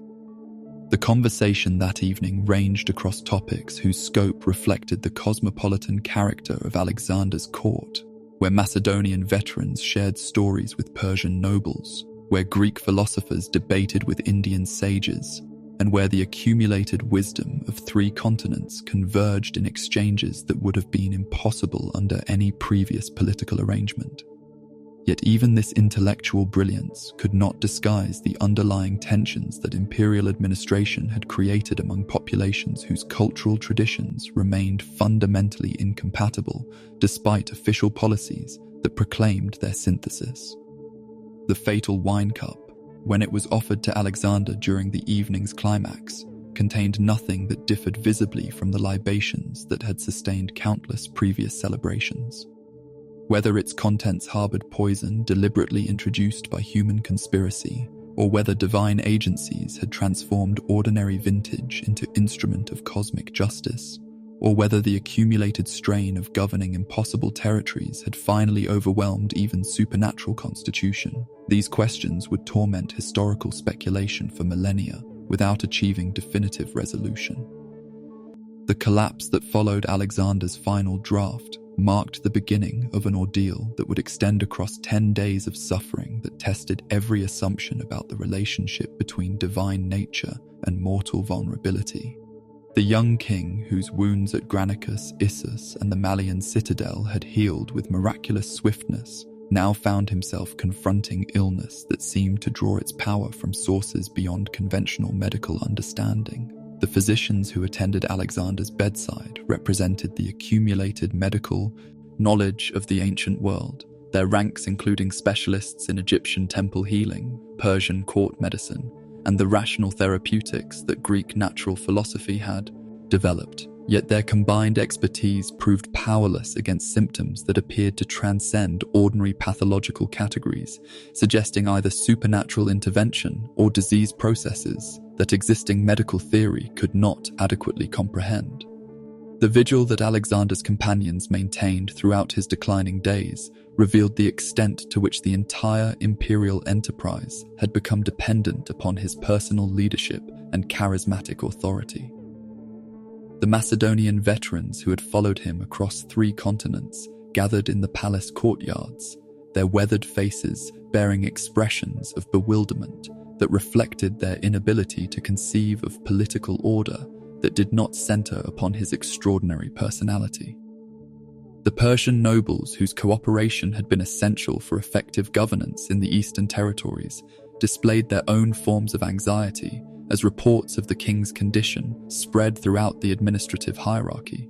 Their loyalty had been purchased through policies of cultural accommodation and generous treatment, yet the foundation of these relationships remained personal rather than institutional, creating uncertainty about their future status under whatever political arrangements might emerge from the current crisis. The division of the empire that occupied much of the discussion during Alexander's final lucid moments reflected both practical necessity and the tragic irony that the greatest conqueror in human history had failed to ensure the survival of his own achievements. The question of succession that had been postponed through confidence in divine favor and presumption of indefinite survival now demanded immediate resolution under circumstances that prevented careful consideration of long-term consequences. The famous response to the strongest that Alexander allegedly gave when asked to name his heir embodied the fatalistic recognition that human institutions, however carefully constructed, remained vulnerable to forces beyond rational control. The empire that had been built through personal genius and supernatural charisma would be divided among successors whose authority derived from military competence rather than divine sanction, ensuring conflicts that would ultimately destroy the political unity that a lifetime of conquest had achieved. The moment when speech finally failed and the God King became silent marked a transition whose cosmic significance extended far beyond the immediate political ramifications. The voice that had commanded obedience from forces spanning 3 continents, that had articulated visions of cultural synthesis and imperial unity, that had pronounced judgments affecting millions of lives, fell silent forever as mortality claimed even those whom the gods had apparently chosen for immortal achievement. The death itself, when it finally came on a June evening in 323 BCE, occurred with a quietness that seemed anticlimactic after the cosmic drama that had preceded it. Alexander, who had entered the world amid supernatural portents and achieved greatness through accomplishments that transcended ordinary human possibility, departed it with the simple cessation of breath that attended every mortal conclusion, demonstrating that divine favor, however extraordinary its manifestations, could not ultimately exempt its recipients from the fundamental conditions of earthly existence. The immediate aftermath revealed both the fragility and the permanence of what Alexander had achieved during his brief transit across the stage of history. The political unity that had held his vast territories together dissolved almost immediately as his generals began the wars of succession that would fragment the empire into competing kingdoms. Yet the cultural synthesis that his conquests had initiated would continue to shape human civilization for centuries to come. The body whose preservation became the object of competing claims embodied more than mere physical remains. It represented the transformation of historical achievement into mythological symbol, the moment when mortal accomplishment transcended temporal limitation through elevation into the realm of eternal significance. The golden sarcophagus that would eventually house Alexander's mummified form served as tangible reminder that some human achievements possess permanence that outlasts the lives of their creators. The transformation from living king to legendary figure began even before Alexander's burial, as reports of his death spread throughout territories where his name had become synonymous with supernatural achievement and divine favor. The man who had reshaped the ancient world according to visions that originated beyond ordinary human imagination had become myth, while his body still retained the warmth of departing life, ensuring that his influence would extend far beyond the temporal boundaries that circumscribed even the most extraordinary mortal existence. The immediate collapse that followed Alexander's death revealed both the magnitude of what he had achieved and the fragility of accomplishments that depended upon individual genius rather than institutional foundations. Within hours of the God King's final breath, the palace that had served as the nerve center for governing territories stretching from Macedonia to the Indus erupted into competing factions whose mutual hostilities would soon transform the unified empire into a patchwork of warring kingdoms, each claiming legitimacy as heir to his universal vision. The Diadochi, those successors whose names would dominate the Hellenistic period, embodied both the strengths and limitations of the Macedonian political tradition that Alexander had inherited and transcended. Ptolemy, Seleucus, Antigonus, and their rivals possessed the military competence and administrative sophistication necessary to govern large territories, yet none commanded the charismatic authority or visionary scope that had enabled their former king to conceive and implement enterprises whose ambition exceeded all previous human imagination. The wars of succession that raged across the former empire for nearly half a century represented more than mere dynastic competition. They constituted a systematic fragmentation of cultural and political unity that would never again be restored to its original scope and intensity. Egypt fell to Ptolemy, who understood that the Nile Valley's geographic coherence and agricultural wealth provided foundation for sustainable independent rule. Syria and Mesopotamia became the core of Seleucus's domains, while Macedonia itself eventually passed to Antigonus's descendants after conflicts whose brutality exceeded anything witnessed during Alexander's campaigns of conquest. Yet even as political unity dissolved into chaos, the cultural legacy of Alexander's achievement continued to manifest itself in ways that transformed the development of human civilization throughout the Mediterranean and Middle Eastern worlds. The cities that bore his name, Alexandria in Egypt, Alexandria in Central Asia, Bucephala in India, and dozens of others, served as permanent centers for the dissemination of Hellenistic culture among populations that had never experienced direct Greek influence. Alexandria in Egypt emerged as the supreme symbol of what Alexander's vision of cultural synthesis could achieve when supported by adequate resources and institutional continuity. The great library and museum that the Ptolemies established there became repositories for the accumulated knowledge of the ancient world, preserving texts and traditions that would have been lost forever without the cosmopolitan intellectual environment that Hellenistic civilization created. The astronomical observations that Babylonian scholars continued under Greek patronage, the mathematical innovations that emerged from the interaction between Egyptian practical geometry and Greek theoretical sophistication, the medical advances that resulted from synthesizing Persian pharmacological knowledge with Greek anatomical understanding. These achievements demonstrated that Alexander's dream of cultural fusion, however imperfectly realized in his lifetime, possessed transformative potential that would reshape human intellectual development for centuries to come. The artistic flowering that characterized the Hellenistic period reflected the creative possibilities that emerged when Greek aesthetic principles encountered the diverse traditions of the conquered territories. The sculpture that adorned Pergamon and Rhodes, the architectural innovations that distinguished Antioch and Seleucia, the decorative arts that fused Macedonian metalwork with Persian textile traditions, these cultural products as embodied synthesis rather than mere conquest, demonstrating that Alexander's vision of imperial unity had planted seeds that would continue to flourish long after his political creation had fragmented. More profoundly, the philosophical developments that emerged from Hellenistic civilization reflected the intellectual challenges that governing diverse populations had posed to traditional Greek assumptions about the relationship between culture and human nature. Stoicism, with its emphasis on cosmic citizenship and universal law, represented direct response to the multicultural realities that Alexander's conquests had created, while the cosmopolitan outlook that characterized educated elites throughout the Hellenistic world reflected practical experience of cultural diversity on a scale that no previous civilization had encountered.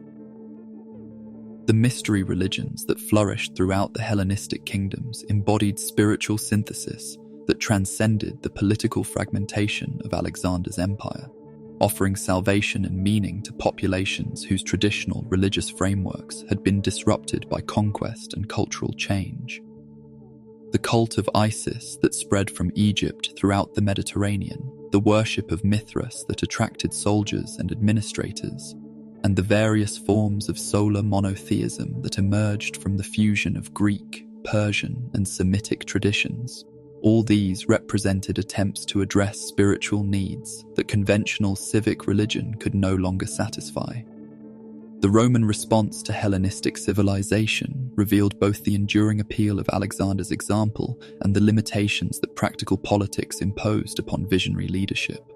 The Roman Republic that gradually absorbed the Hellenistic kingdoms possessed military efficiency and administrative competence that surpassed even Macedonian achievements. Yet Roman commanders who attempted to emulate Alexander's personal style, Pompey, Caesar, and Mark Antony among others, discovered that republican institutions could not accommodate the type of charismatic authority that had characterized his leadership. Augustus's transformation of the Roman Republic into the Principate represented perhaps the most successful adaptation of Alexander's legacy to political realities that had been shaped by centuries of constitutional development.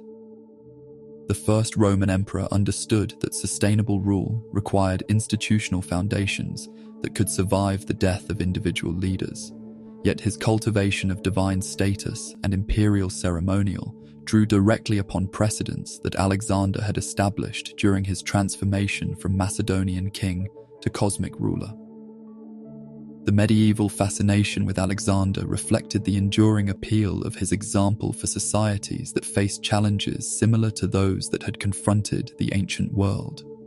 The romance of Alexander that circulated throughout medieval Europe portrayed him not merely as successful conqueror, but as ideal Christian knight whose victories served divine purposes, while Islamic traditions honored him as Iskandar, the just ruler whose wisdom and courage provided models for proper governance.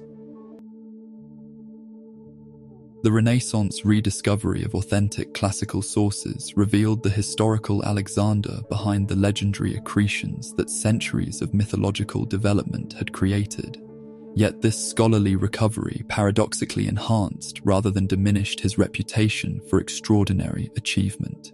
Humanist historians who could evaluate his accomplishments according to rational historical criteria found them no less remarkable than medieval chroniclers who had celebrated his supernatural attributes.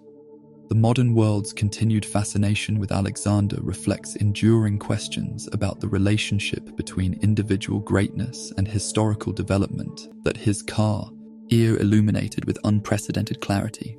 The emergence of global civilization during the past 5 centuries has created political and cultural challenges whose scope resembles those that Alexander encountered during his attempt to forge unity among diverse populations across vast geographical distances. The technological innovations that have made worldwide communication and transportation possible have recreated on a planetary scale the same issues of cultural synthesis and political integration that confronted Alexander's successors in the ancient world. The question of whether human civilization can achieve sustainable unity while preserving beneficial diversity remains as relevant today as it was in the aftermath of Gaugamela, while the psychological costs that global leadership exacts from those who attempt it continue to echo the tragic isolation that characterized Alexander's final years. The lesson that Alexander's career provides for contemporary understanding concerns not the specific methods he employed, many of which reflected the limitations of ancient technology and political thought, but the fundamental challenges that face any attempt to transcend existing boundaries and create new forms of human organization. His achievements demonstrated that extraordinary individual vision could reshape the world according to principles that originated beyond conventional limitations, while his ultimate failure illustrated the price that such transformation exacted from those who attempted it. The shattered mirror of Alexander's legacy reflects multiple images that change according to the perspective from which they are viewed. Yet all these reflections illuminate aspects of human potential that remain relevant regardless of technological or political circumstances. The young king who dreamed of conquering the world and creating cultural synthesis between East and West faced eternal questions about the relationship between power and virtue, between individual ambition and collective welfare, between mortal achievement and cosmic significance. His story continues to resonate across the centuries because it embodied both the highest aspirations and the deepest tragedies of human nature, demonstrating that greatness and limitation, triumph and catastrophe, Divine inspiration and mortal frailty remained inextricably connected in any life that attempted to transcend ordinary boundaries. The legacy that he left was not merely historical but philosophical, not simply political but spiritual, offering insights into the eternal human condition that remain as valid today as they were in the ancient world that he transformed and ultimately transcended. The eternal questions that his career raised, whether human ambition can achieve lasting significance, whether individual genius can overcome collective limitations, whether mortal life can attain divine meaning, continue to challenge every generation that encounters his story. The answers that each age provides reflect its own values and assumptions, yet the questions themselves remain constant, ensuring that Alexander's influence will extend as far into the future as human consciousness continues to grapple with the fundamental mysteries of existence, achievement, and the cosmic significance of temporal striving.